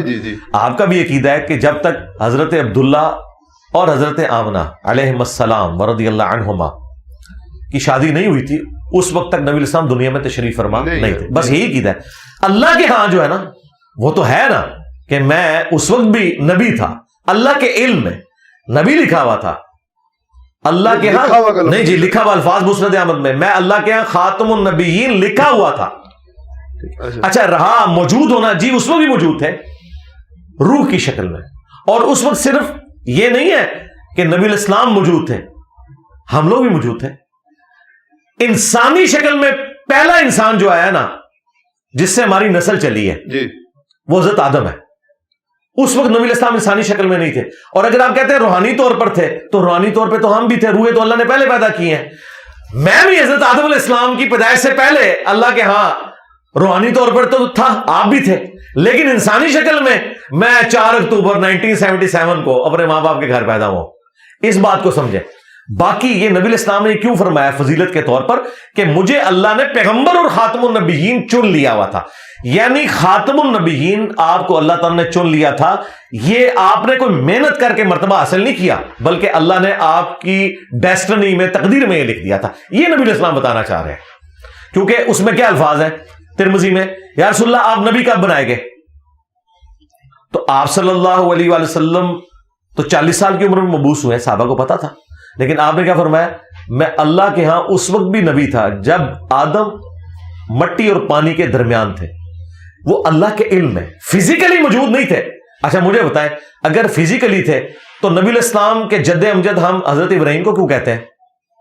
ابراہیم تو نبی علیہ السلام کی اولاد میں ہونے چاہیے. اگر نبی علیہ السلام پہلے سے ہیں, ہم کیا کہتے ہیں کہ ان کے جد امجد حضرت آدم کی اولاد سے ہے نا. نبی علیہ السلام فرمایا نا, میں اللہ کے یہاں خاتم النبیین لکھا تھا جب آدم علیہ السلام مٹی اور پانی کے درمیان تھے. میں دعائے ابراہیم ہوں, میں عیسیٰ کی بشارت ہوں, میں اپنی ماں کا وہ خواب ہوں جو انہوں نے پیدائش کے وقت دیکھا کہ ان کے لیے شام کے محلات روشن ہو گئے.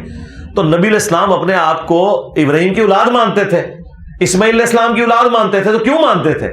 تو بگوٹن اعتبار سے نبی علیہ السلام حضرت آدم علیہ السلام سے پہلے نہیں ہے, وہ آخری نبی ہے.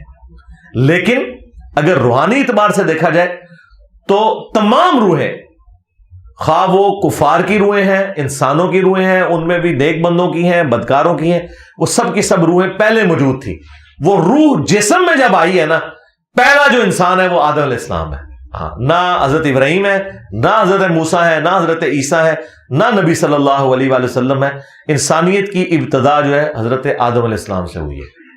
ابھی میں وہ سائنٹیفک بحث نہیں کر رہا کہ حضرت آدم علیہ السلام سے پہلے انسان کس شکل میں تھے, ان انسانوں کی بات نہیں کر رہا. جو پراپر جن کو اللہ تعالیٰ نے خلیفہ بنایا وہ آدم علیہ السلام ہے.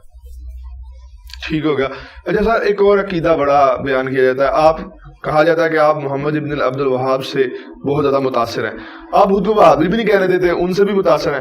اور یہ بھی کہا جاتا ہے کہ انہوں نے ہی سب سے پہلے میلاد کے خلاف بات کی اور مزارات گرائے, سارے معاملات کیے. تو آپ ان سے بھی متاثر ہیں, خود کو وہابی بھی نہیں کہنے دیتے, یہ کیا معاملہ ہے؟ میں تو اعلیٰ حضرت سے بھی متاثر ہوں, میں تو باپا جانی سے بھی متاثر ہوں.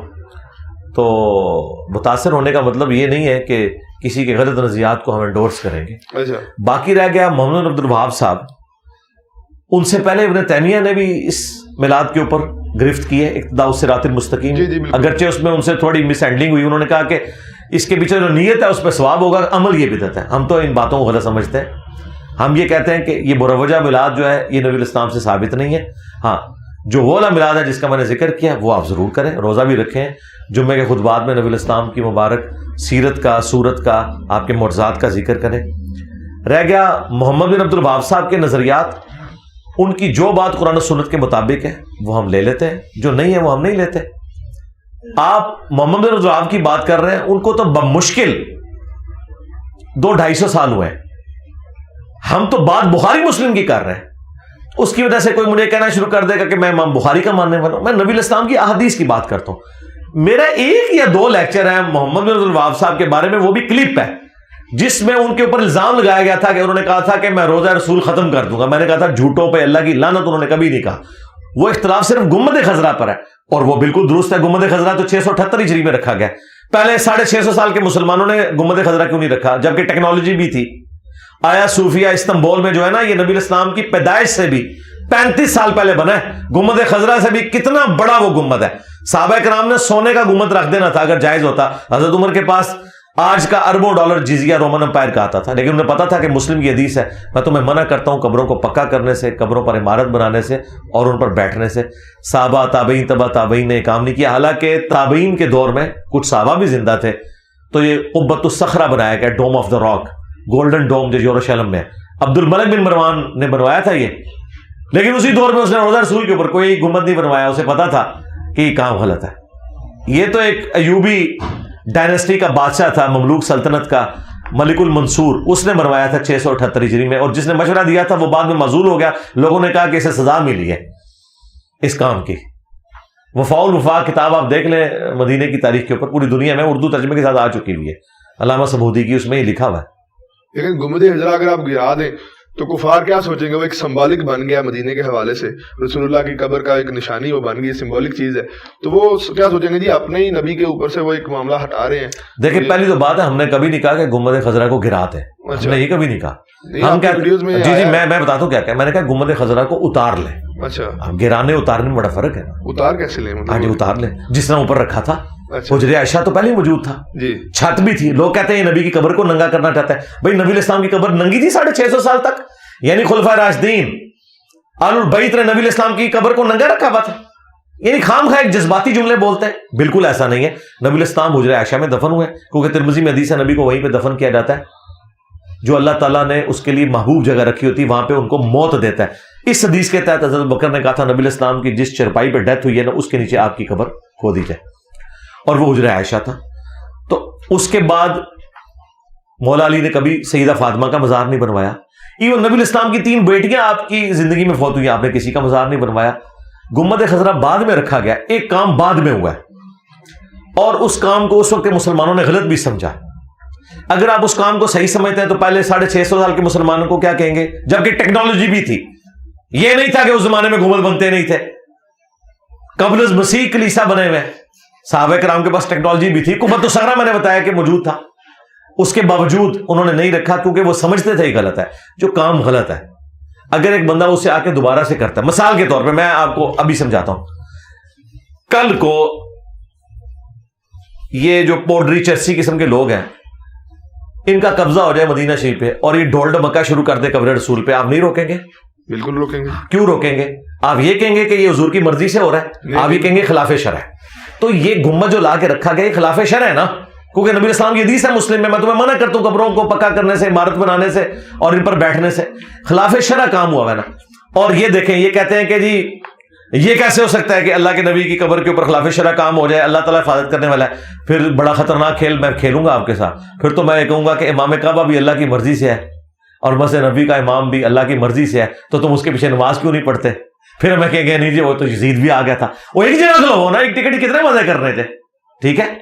اچھا قبۃ الصغریٰ بھی تو ایک ڈوم آف دی راک اسے کہا جاتا ہے، ایک پتھر تھا جس سے حضور معراج میں گئے، تو اس میں بھی تو بنا دیا گیا گنبد. تو ایک پتھر کی تعظیم کی خاطر وہ گنبد بنا دیا، تو حضور کے اگر بنا دیا تو اس بعد والوں میں بے شک بنایا، لیکن اس میں کیا حرج ہو گیا؟ لاجیکلی آپ کی بات درست ہے جی. تو یہ اس زمانے میں جنہوں نے یہ بنوایا تھا ان کو قبر رسول پہ گنبد بنانے کا خیال کیوں نہیں ہے؟ اس وجہ سے کہ مسلم شریف میں جو ممانعت ہے نا وہ قبر پر عمارت بنانے کی ہے. آپ مسجد کے اوپر بھی گنبد بنا لیں کوئی مسئلہ نہیں ہے، قبر کے اوپر عمارت نہیں بنا سکتے. اصل اختلاف یہ ہے. تو قبۃ الصخرہ کسی کی قبر پہ نہیں بنا ہوا، وہ اس راک کے اوپر بنا ہوا ہے. نبی الاسلام نے اگر قبروں پر عمارت بنانے سے منع نہ کیا ہوتا نا تو میں کہتا ہوں کہ نبی الاسلام کی قبر مبارک پہ سونے کا گنبد بنا کے رکھنا چاہیے تھا. ہمارے لیے پروٹوکول والی بات ہے کہ ہم یہ کریں، ٹھیک ہے، کہ ہم نبی الاسلام کو اس حوالے سے تعظیم دیتے ہیں. لیکن چونکہ آپ علیہ السلام نے منع فرما دیا، جب آپ کوئی چیز منع کرتے، آپ مجھے بتائیں کیا سجدہ کرنا اس سے بڑی کو تعظیم ہو سکتی ہے؟ نہیں، بالکل نہیں. حضرت آدم علیہ السلام کو فرشتوں نے سجدہ کیا تو آدم علیہ السلام کی تعظیم کی نا. یوسف علیہ السلام کو ان کے بھائیوں نے سجدہ کر کے ان کی تعظیم کی نا. تو ہم کتنے بدبخت ہیں کہ اپنے نبی کو سجدہ کر کے ان کی تعظیم بجا نہیں لاتے. تو آپ کیا کہیں گے؟ اب حرام قرار دے دیا بس. لیکن وہ جو سجدے ہوئے ہیں ان کو ہم غلط اس لیے نہیں کہہ رہے کہ اس وقت تک جائز تھا تعظیمی، اب ہم اس کو حرام سمجھتے ہیں. کیونکہ ابو داؤد میں حدیث ہے میں سجدہ جائز سمجھتا تو بیویوں سے کہتا کہ اپنے خامدوں کو کریں. اور یہ اس موقع پہ آپ نے ارشاد فرمایا کہ جب ایک صحابی نے حضور کو سجدہ کیا، آپ فرمایا سر اٹھا کیا کر رہا ہے؟ کیا جب میں فوت ہو جاؤں گا تم میری قبر سے گزرو گے، میری قبر پہ بھی سجدہ کرو گے؟ انہوں نے کہا نہیں یا رسول اللہ. تو فرمایا مجھے بھی سجدہ نہ کرو. اگر میں سجدہ جائز سمجھتا تو بیویوں سے کہتا کہ اپنے خامدوں کو سجدہ کریں اس حق کے سبب جو اللہ تعالیٰ نے دیا. سجدہ جو تعظیم کا اعلیٰ ترین درجہ تھا، جو ہمارا دل کرتا ہے کہ ہم اپنے نبی کو کرتے، لیکن نبی نے منع کر دیا. وہ اعلیٰ حضرت نے بھی شعر کہا ہے، سر سوئے روزہ جھکا پھر تجھ کو کیا، دل تھا ساجد نج دیا پھر تجھ کو کیا. وہ کہہ رہے دل میرے سجدے میں تھا لیکن سر بس تھوڑا سا جھکا ہے. سجدہ میں اس لیے نہیں کر سکتا کہ نبی الاسلام کی اجازت نہیں ہے، لیکن دل سجدے میں ہی ہے. میں تو خیر اس کے ساتھ بھی ایگری نہیں کرتا. دل کی اجازت پتہ نہیں انہوں نے کہاں سے لے لی ہے. ہم تو کہتے ہیں نبی الاسلام نے منع فرمایا تو منع, بس دیٹس آل.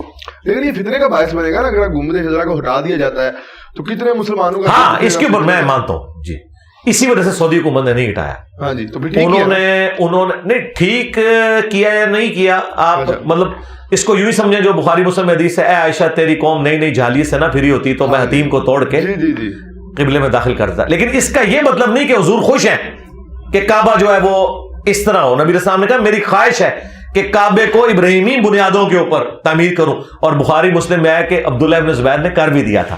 یہ تو حجاج ابن یوسف نے پنگا کیا ہے, ادروائز حتیم کعبے میں داخل ہو چکا تھا, اور انہوں نے تصدیق کی تھی اما عائشہ سے. اما عائشہ نے کہا نبی الاسلام کی خواہش تھی, تو ان کا اما آج تو اسلام غالب ہے, میں خواہش پوری کروں گا. انہوں نے یہ کر دیا تھا. یہ حجاج نے توڑوا کے نا وہ آل زبیر اور آل امیہ کی ضد میں آ کے اس نے دوبارہ سے وہ کیا. اگر نہ ہوا ہوتا نا آج حتیم کعبے کے اندر ہی ہونا تھا. میں کہتا ہوں سعودی حکومت جتنی سٹرونگ تھی نا, ان کا یہ کام بنتا تھا کہ کنسنسس کے ساتھ, کسی نے بھی نہیں بولنا تھا.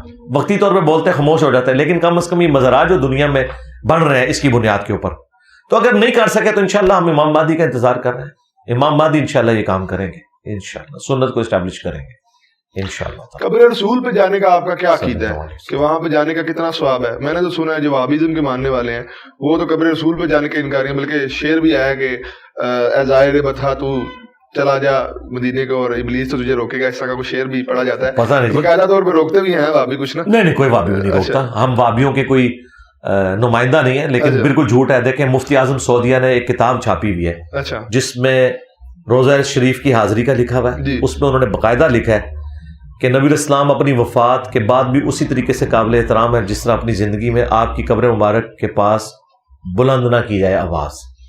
اور باقاعدہ انہوں نے وہی طریقہ لکھا ہے جو اہل سنت کے ہاں کتابوں میں ہے, 4 کتابوں میں, الموطا امام مالک میں, سنن کبری البیہقی میں, المصنف ابن ابی شیبہ میں, فضل الصلاۃ علی النبی میں, کہ عبداللہ بن عمر جب بھی سفر پہ جاتے یا واپس آتے پہلے مسجد نبی میں 2 نفل پڑھتے, اس کے بعد قبر رسول پر حاضر ہو کر پڑھتے السلام علیک یا رسول اللہ. پھر حضرت ابو بکر کی قبر پر آ کر عرض کرتے السلام علیک یا ابا بکر, پھر السلام علیک یا عمر. یہ آپ کی روٹین تھی. تو السلام علیک یا رسول اللہ قبر رسول پر پڑھنا اس کے اوپر امت کا اجماع ہے. بلکہ میں آپ کو بتاؤں جو سعودیہ کا چینل ہے نا جو لائیو آ رہا ہوتا ہے مسجد نبوی سے, وہ جب اذان سے پہلے روزہ شریف کے سامنے کیمرے کو لے کے آتے ہیں تو وہ بھی پڑھ رہا ہوتا ہے السلام علیکم یا رسول اللہ, کیونکہ وہ لائیو آ رہا ہوتا ہے. اور اس لائیو چینل پہ میں بھی الحمدللہ جتنی بار سامنے آؤں میں السلام علیکم یا رسول اللہ پڑھتا ہوں.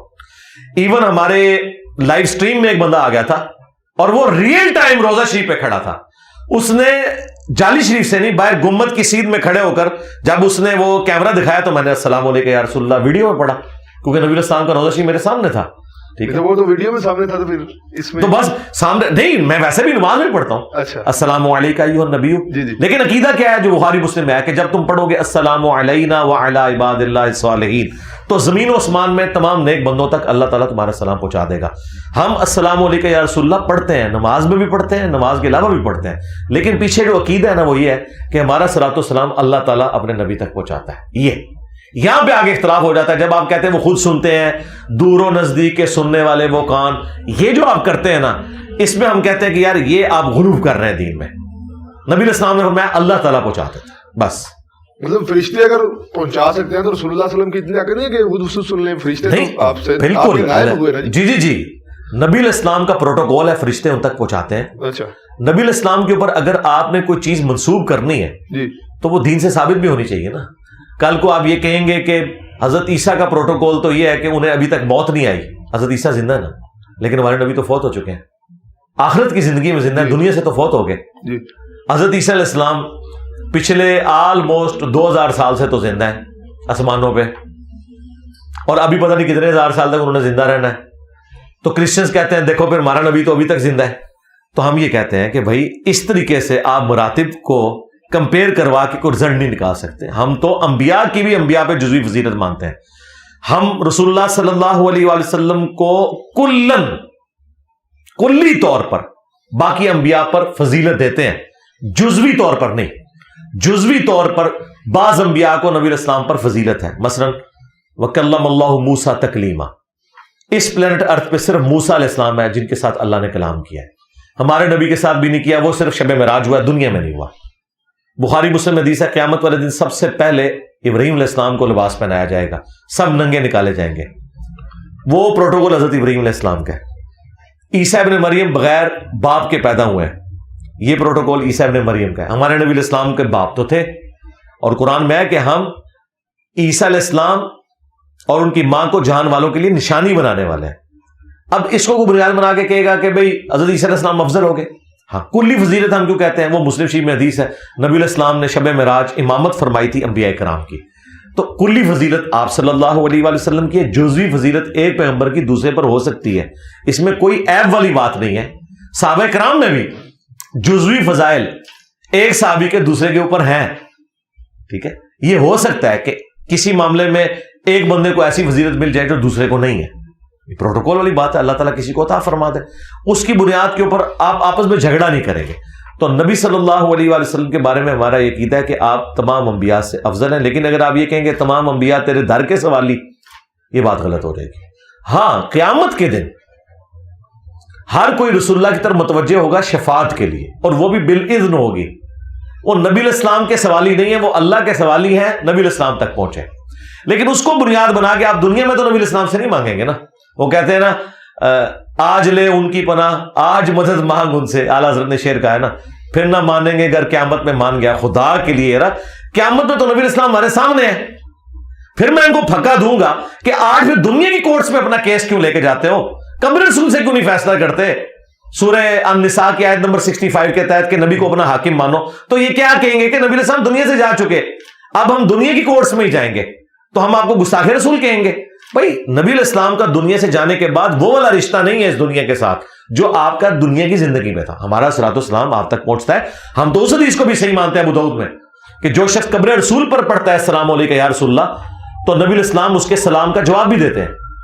آپ نے فرمایا میری روح اللہ تعالیٰ لوٹا دے گا, میں اس کے سلام کا جواب دوں گا, لیکن وہ جواب ہم سنیں گے نہیں, نہ ہمارا سلام حضور سنتے ہیں, بلکہ اللہ ان تک پہنچاتا ہے اور وہ سننے کے بعد ہمیں دعا دے دیتے ہیں. اور یہ پروٹوکول صرف قبر رسول کا ہے, یہاں سے بھی ہمارا سلام پہنچ رہا ہے. سنن نسائی میں حدیث ہے, زمین میں فرشتے سے یاد کرتے ہیں, میرے امتیوں کا سلام میرے تک پہنچاتے ہیں. نبی علیہ السلام تک ہمارا سلام پہنچتا ہے, آپ جواب بھی دیتے ہیں. لیکن یہ سب کا سب برزخی معاملہ ہے, فزیکل نہیں ہے کہ کسی کو روزہ شریف سے اندر سے آواز آ جائے. ورنہ بریلویوں کو آواز آئے دیوبندی نہیں مانتے, دیوبندیوں کو آئے بریلوی نہیں مانتے, اور ہم دونوں کی بات نہیں مانتے. ہم کہتے ہیں کہ یار سیدہ فاطمہ تو اس غم سے فوت ہو گئی ہے کہ میں اپنے باپ کی آواز نہیں سن سکوں گی. تم لوگ کہتے ہو کہ قبر رسول پہ جا کے شیخ احمد رفاعی کے لیے نبی علیہ السلام نے 555 ہجری میں ہاتھ مبارک نکال لیا. جھوٹ بول رہے ہیں. اچھا, اس کے علاوہ یہ تھا کہ آپ قبر رسول پہ صلی اللہ علیہ وسلم حاضری کے ثواب کے بھی منکر ہیں؟ نہیں, کوئی منکر نہیں ہے. ہم کہتے ہیں اس پلانٹ ارتھ پہ اچھا نفلی عبادات میں سب سے افضل عبادت قبر رسول کی حاضری ہے, اس میں کوئی شک نہیں ہے. جو لوگ مدینہ شریف ہیں انہیں تو دن میں جتنی دفعہ موقع ملے رسول اللہ کی قبر پہ حاضر ہوں, کیونکہ یہ تو پروٹوکول ہے. جو قبر پر سلام عرض کرتا ہے نبی علیہ السلام اس کا جواب خود دیتے ہیں, اچھا ایٹ دا اسپاٹ دیتے ہیں, کیونکہ الفاظ ہیں اللہ تعالیٰ میری روح کو متوجہ کرے گا, میں اس کے سلام کا جواب دوں گا. ویسے تو ادھر کے سلام کا جواب بھی ہمیں مل رہا ہے, لیکن وہ بالکل نقد مل رہا ہے اسی وقت. تو آپ جائیں, بار بار جائیں, اس میں تو مطلب کوئی دوسری رائے نہیں ہے. وہ تو اس دنیا کا حصہ ہی نہیں ہے. قبر رسول تو جنت کے ٹکڑے میں. نبی علیہ السلام نے فرمایا میرے گھر سے لے کر میرے ممبر تک ریاض الجنہ ہے, جنت کے ٹکڑوں میں سے ایک ٹکڑا ہے. اور امام بخاری نے اس کے اوپر باب باندھا ہے کہ قبر رسول سے ممبر رسول جنت کا ٹکڑا ہے. امام بخاری نے کہا کہ قبر رسول جنت کا ٹکڑا ہے, اور اس کا اس دنیا سے کوئی تعلق ہی نہیں ہے, اس اعتبار سے کہ کوئی اس کے لیول کی فضیلت والی چیز ہو. ہم قبر رسول کو, مدینہ شریف کو مکہ سے بھی افضل سمجھتے ہیں. ہمارا جھگڑا یہ ہوتا ہے کہ جب یہ لوگ اللہ کے عرش کے ساتھ اسے کمپیئر کروانا شروع کر دیتے ہیں اور اپنی طرف سے چیزیں دین کے اندر داخل کرتے ہیں, تو وہ پھر زیادتی والی بات. اگر یہ کہے کہ نبی علیہ السلام اللہ کے عرش سے افضل ہے, بالکل ٹھیک ہے, عرش بھی مخلوق ہے, نبی علیہ السلام اشرف المخلوقات ہیں.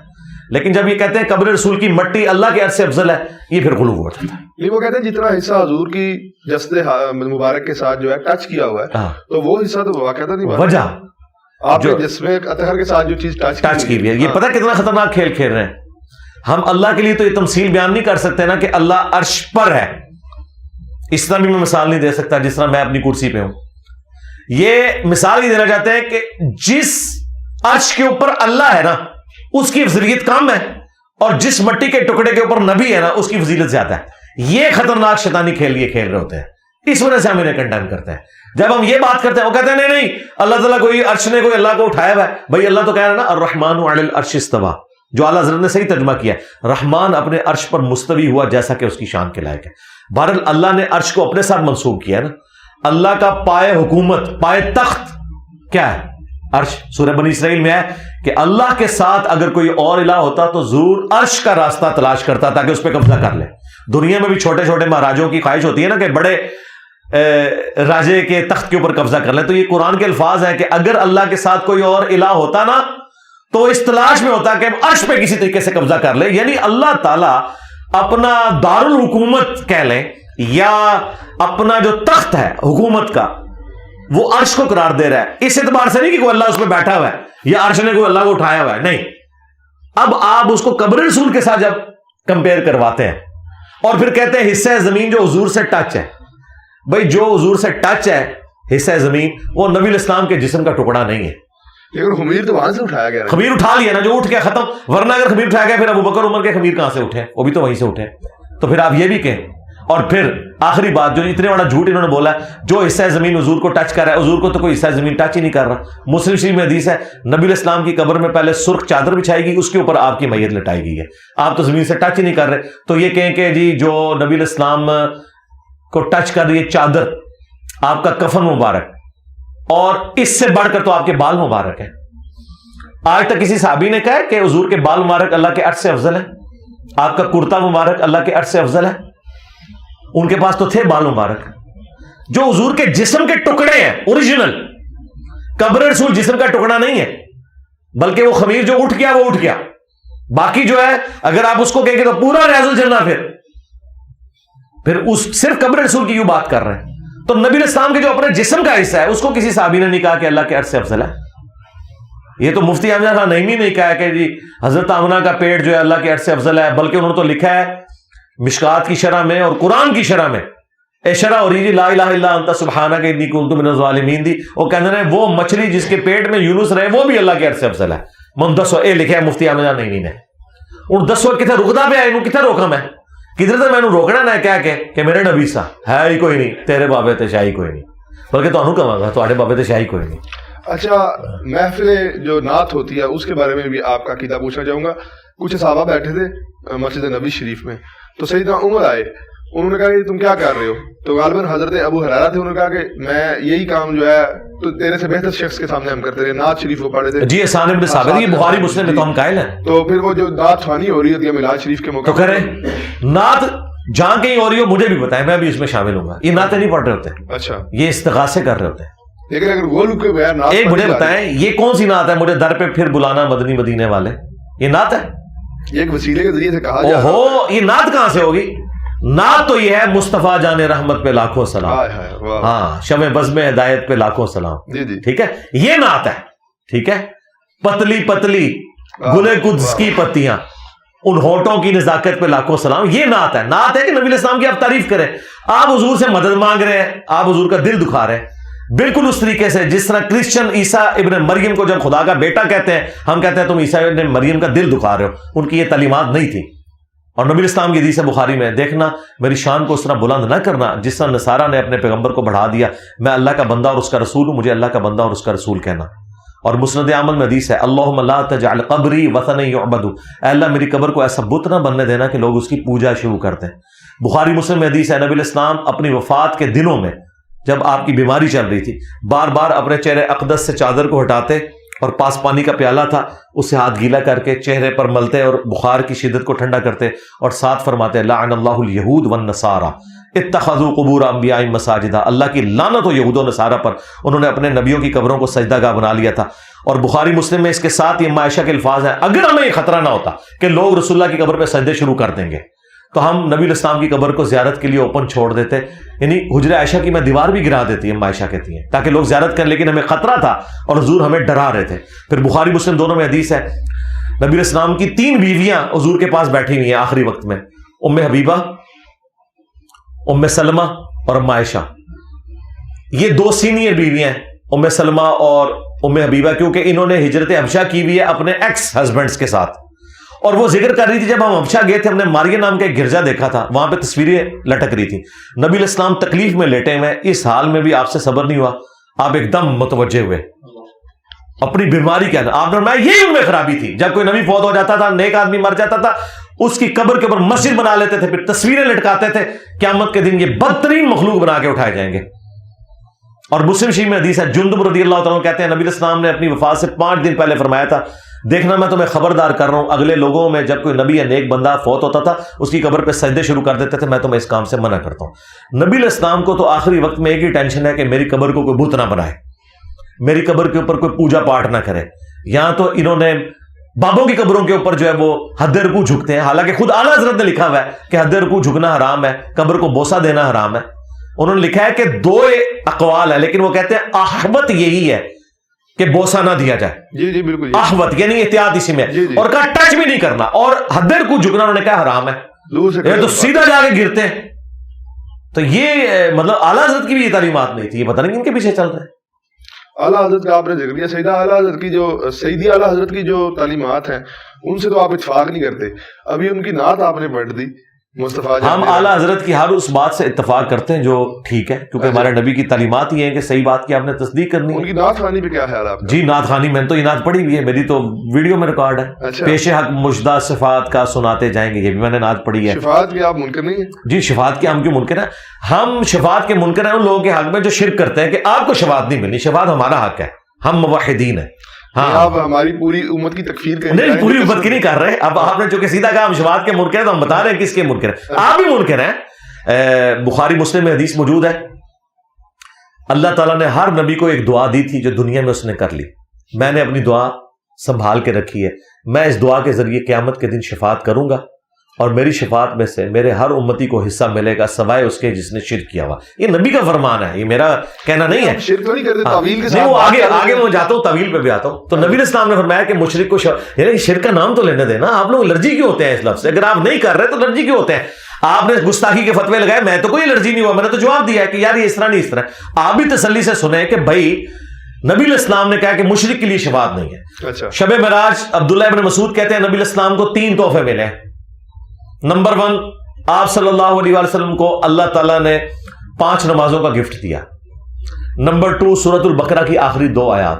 اور نمبر 3، آپ کا جو امتی شرک نہیں کرتا ہوگا نا میں اسے بخش دوں گا. یہ 3 تحفے آپ کو شب معراج ملے ہیں. تو شرک بڑا سینسٹیو ایشو ہے. اچھا مجھے بتائیں درباروں پہ جا کے جو سیدھے جا کے گر رہے ہیں، لیکن مجھے بتائیں یہ وہابی ہیں جو گرتے ہیں، یہ ہے کس کی مخلوق ہے؟ مطلب جن کی ہے وہی سنبھالے نا جی، کوئی خلائی مخلوق تو نہیں ہے یہ. ٹھیک ہے. اور ان مزارات کے اوپر ان کاموں کو روکنا کس کی ذمہ داری ہے؟ اچھا آپ روکتے ہیں، آپ کو مبارک ہو. آپ جہلم بھی تشریف لیں، جہلم میں بھی اس وقت درجنوں مزارات ہیں جہاں پہ یہ کام ہو رہے ہیں. یہ خدمت کس نے کرنی ہے؟ یہاں پہ جلسے جلوس تو بریلوی کرنے کے لیے تیار ہے، لیکن یہ سارے کے سارے جو سرکس اور میلے ٹھیلے لگ رہے ہوتے ہیں اس کو رکوانے کے لیے تو کوئی تیار نہیں ہے. اگر کوئی اہل حدیث رکوائے گا اس کو کہتے ہیں یہ بزرگوں کا منکر ہے. آپ روک دیں کوئی نہیں، ٹھیک ہے، اور کسی کو روکنے نہیں دیتے. ٹھیک ہے. تو اس لیے ہم تو علمی جہاد کر کے آپ کو بتاتے ہیں کہ بھائی یہ غلط ہو رہا ہے، اس سے بچ جائیں. تو ہم کوئی منکر نہیں ہے نا نعت خوانی کے، ہم کہتے ہیں نعت پڑھیں یار، نبی علیہ السلام کی تعریف بیان کریں. آپ کو مشکل کشا اور حاجت روا اس اعتبار سے یعنی بنا کے پکارنا اور آپ سے دعائیں کرنا. ٹھیک ہے. یا رسول اللہ انظر حالنا، صحابہ نے تو نہیں کیا. بخاری مسلم حدیث ہے 70 صحابہ کو دھوکے سے شہید کیا گیا. انہوں نے شہید ہوتے وقت کہا اے اللہ ہمارے نبی کو ہمارے حال کی خبر کر دینا، ہم ان کے دین پر ثابت قدم ہیں اور اپنے رب سے اس حال میں مل رہے ہیں کہ ہم اپنے رب سے راضی، ہمارا رب ہم سے راضی. حضور دنیا میں موجود ہے اور صحابہ کرام یا رسول اللہ انظر حالنا نہیں کہہ رہے. اس ایک حدیث نے 3 عقیدے کلیئر کر دی، اور اس میں الفاظ ہیں بخاری میں کہ حضرت جبرائیل نے آ کے خبر دی کہ آپ کے صحابہ کو یوں دھوکے سے شہید کر دیا گیا، اور انہوں نے کہا اے اللہ ہمارے نبی کو ہمارے حال کی خبر کر دینا. یعنی صحابہ کرام نبی علیہ السلام کو حاضر ناظر نہیں مانتے تھے، عالم الغیب نہیں مانتے تھے اس اعتبار سے. اور تیسرا نبی صلی اللہ علیہ وآلہ وسلم سے مدد بھی نہیں مانگتے تھے، بلکہ انہوں نے کہا اے اللہ ہمارے نبی کو ہمارے حال کی خبر کر دینا. ہاں نبی کو جب اللہ بتاتا ہے تو وہ تو اعلیٰ حضرت نے صحیح ترجمہ کیا ہے، اے غیب کی خبریں دینے والے. ٹھیک ہے نا. تو غیب کی خبر تو نبی علیہ السلام دیتے ہیں اللہ کے بتانے سے. مستعین بالصبر والصلاۃ، یہ کیا ہے پھر؟ جو ڈاکٹر جلالی صاحب نے تو باقاعدہ طور پہ اس پہ گھنٹوں گفتگو کی ہے اور آپ کو مناظرے کا چینل بھی کیا ہے کہ میرے سامنے بیٹھ جائے میں ثابت کروں گا کہ بعد میں بھی ایک نبینہ صحابی آئے تھے انہوں نے یہ دعا کی تھی، تو اس بارے میں آپ کیا کہیں گے؟ جی ہم یہ کہیں گے کہ ڈاکٹر اشرف جلالی صاحب مفتی منیب الرحمان صاحب سے ویڈیو بنوا دیں کہ ڈاکٹر اشرف جلالی کی ہار میرے فرقے کی ہار ہے اور مفتی منیب کی ہار ہے، اور اس کی جیت میری جیت اور میری جیت میرے فرقے کی جیت ہے، تو کل کا سورج طلوع نہیں ہونے دیں گے، ہم اپنی اکیڈمی میں انہیں گاڑی بھیج کے منگوا لیں گے۔ اس میں تو وہ بات ہوگی نا کہ نہ نو من تیل ہوگا، نہیں اس کی وجہ یہ ہے نا کہ بھئی یہ پارٹی بازی ہے نا، قد کاٹ بڑے والا بندہ لے کے آئے نا، میں کتنوں سے بات کروں گا؟ اشرف جلالی سے اگر کوئی بات ہوگی تو کل کو حنیف قریشی صاحب کہیں گے کہ نہ حنیف قریشی نے جان بوجھ کے نا ایک پتا چھوڑا ہے اس اعتبار سے، تو اس کو دیکھ لیں میری کرامت ظاہر ہوئی ہے نا، اس کے بعد اس پہ ایف آئی آر بھی کٹ گئی ہے، یہ کرامت ظاہر ہوئی ہے نا، وہ کہتا تھا نہیں میں نمائندہ ہوں، اس کو پتا چل گیا اور اس نے کہا کالا کوا، تو وہ یہ صرف ان کی باتیں ہیں، نہیں تو واسطین اس سے بری وسعت میں، تو وہ تو خود بھی قائل نہیں ہے۔ کیا آپ لوگ المدد یا نماز المدد یا صبر کہتے ہیں؟ لیکن جیسے انہوں نے پوری آیت پڑھو نا، ان اللہ مع الصابرین، اس کی تفسیر میں جو صحابی آئے تھے انہوں نے نبینہ صحابی وہ سارا واقعہ جو بیان کیا، جی ہم مانتے ہیں، کیوں نہیں مانتے؟ تو پھر اس کے بعد اس میں یا رسول اللہ مدد کہاں ہے میرے بھائی؟ اس میں اے اللہ میں تیرے نبی کے وسیلے سے تیری طرف متوجہ ہوتا ہوں، اے اللہ کے رسول میں آپ کے ذریعے سے اللہ کی طرف متوجہ ہوتا ہوں۔ ابن ماجہ میں تو اتنی حدیث ہے نا، یہ لے کے آتے ہیں المعجم الکبیر طبرانی سے، اگرچہ اس کی صحت پہ ہمیں اختلاف ہے، ہم کہتے ہیں اس کو بھی صحیح مان لیں، عثمان بن حنیف والی جو روایت ہے، تو اس میں تو رسول اللہ سے تو مدد نہیں مانگی انہوں نے کہا یا رسول اللہ میں آپ کے ذریعے اللہ کی طرف متوجہ ہوتا ہوں، اور اے اللہ میں تیرے نبی کے وسیلے سے تیری طرف متوجہ ہوتا ہوں۔ رسول اللہ سے تو مانگا ہی کچھ نہیں ہے، وسیلہ ثابت ہو گیا، وسیلہ تو ہم مانتے ہیں یار، وسیلے کا کون انکاری ہے؟ ہم استعانت کے خلاف ہیں، ٹھیک ہے، ہاں اگر کوئی اس طریقے سے وسیلہ کرتا ہے نبی اسلام کے حوالے سے تو کرے، لیکن مانگنا اللہ سے ہے، ہمارا جھگڑا ختم۔ اور میں یہ آج نہیں کہہ رہا، میں نے آج سے کم از کم 4-5 سال پہلے ویڈیو ریکارڈ کروائی ہے، وسیلے کے نام پہ دھوکہ، عثمان بن حنیف کی میں نے حدیث ڈسکس کی ہے، اور میں نے کہا اگرچہ ہمیں اس کی صحت میں اختلاف ہے لیکن اہل سنت کے کچھ محدثین اسے صحیح سمجھتے ہیں، ہم اسے صحیح سمجھتے ہوئے کہتے ہیں کہ ہم کوئی اختلاف نہیں کرتے، لیکن مانگنا تو اللہ سے ہے نا، اس میں رسول اللہ سے کیا مانگا گیا ہے؟ پھر کبھی رسول پہ جا کے میں یہ کہہ سکتا ہوں کہ یا رسول اللہ میں آپ کی وجہ سے اللہ کی طرف متوجہ ہوتا ہوں، آپ کے وسیلہ سے، تو کہہ لیں کیا مسئلہ ہے؟ مانگنا تو اللہ سے ہے نا، ہاں مانگ اللہ سے، ہاں تو کہہ رہے نا، لیکن پھر ساتھ مانے کہ رسول اللہ سے ڈائریکٹ مانگنا پھر شرک ہے، یہ مانے، ٹھیک ہے؟ میں آج آپ کو جنتی گروہ ہونے کا سرٹیفکیٹ دے دیتا ہوں بریلویوں کو، لکھوا لیں، میں کہوں گا جی میری نظر میں آپ کی توحید پاس ہے، وہابی جو کہتے رہے میں آپ کی توحید آج پاس کرنے کے لیے تیار ہوں۔ میں اپنی ویڈیو میں کہہ چکا ہوں کہ آپ زیادہ سے زیادہ وسیلہ اور توسل والا معاملہ تھا، استعانت والا اب یہ بھی شیعہ کہتے ہیں ہم یا علی مدد سے مراد یہ ہے کہ حضرت علی کو ہم وسیلہ ڈالیں، یار ہمیں اردو نہیں آتی ہے، یا علی مدد وسیلہ کیسے ہو گیا؟ یا علی مدد وسیلہ نہیں ہے، علی کا وسیلہ یہ ہے کہ اے اللہ میں تجھے مولا علی کا واسطہ دیتا ہوں، میرا یہ کام کر دے، مانگ اللہ سے رہا ہوں، ٹھیک ہے؟ یہ اور چیز ہے، یہ ڈائریکٹ مولا علی سے مانگتے ہیں۔ اور ناج البلاغہ میں تو میں نے خطبہ بھی آپ کو بتایا تھا، شاہ جی تسی تے بڑے مننے والے ہو، اپنے دادے دی گل نہ ہوندے، مولا حسن نو مختوم نمبر 31 ہے، اے حسن تو اس کی اولاد ہے جس نے عنقریب مر جانا ہے، زندہ رہنے والی صرف اللہ کی ذات ہے، اے حسن جب بھی تجھے کوئی مصیبت پریشانی ہو تو اللہ ہی سے مانگنا، اللہ کا دربار وہ دربار ہے جس نے اپنا کوئی دربان بھی مقرر نہیں کیا، اور نہ اس نے یہ لازم کیا ہے کہ کسی وسیلے سے اس کی طرف متوجہ ہو۔ وسیلے کا بھی انکار کیا ہے مولا علی نے، وسیلے کو مشروع نہیں ٹھہرایا۔ اچھا جب یہ ہم پیش کرتے ہیں وہ کہتے ہیں مولا علی نے کہا کہ اللہ تعالیٰ نے وسیلے کو ضروری قرار نہیں دیا، مولا علی نے وسیلے کو غلط نہیں کہا، ہم بھی کہتے ہیں غلط نہیں کہا، لیکن انہوں نے کہا کہ ضروری کوئی نہیں۔ مجھے بتائیں جب مولا حسن کو مولا علی کہہ رہے ہیں کہ تو نے اللہ سے مانگنا ہے، اپنا بھی وسیلہ نہیں ڈالا، اگر یا علی مدد سکھانا تھا تو مولا حسن کو سکھاتے نا۔ اس بات میں تو کوئی شک نہیں، جب بندہ بیکار اور پکارتا ہے تو وسیلے کی ضرورت نہیں ہوتی، وہ بندہ ڈائریکٹ ہی پکارتا ہے، اس بات میں کوئی شک نہیں ہے نا۔ نہیں انڈائریکٹ بھی جو آپ پکار رہے ہیں وہ بھی اللہ ہی کو پکار رہے ہیں نا۔ ہاں جی، لیکن آپ لوگ کیا کہہ رہے ہیں؟ آپ کہہ رہے ہیں یا باب الحق بیڑا تک، یا معین الدین چشتی پار لگا دے کشتی۔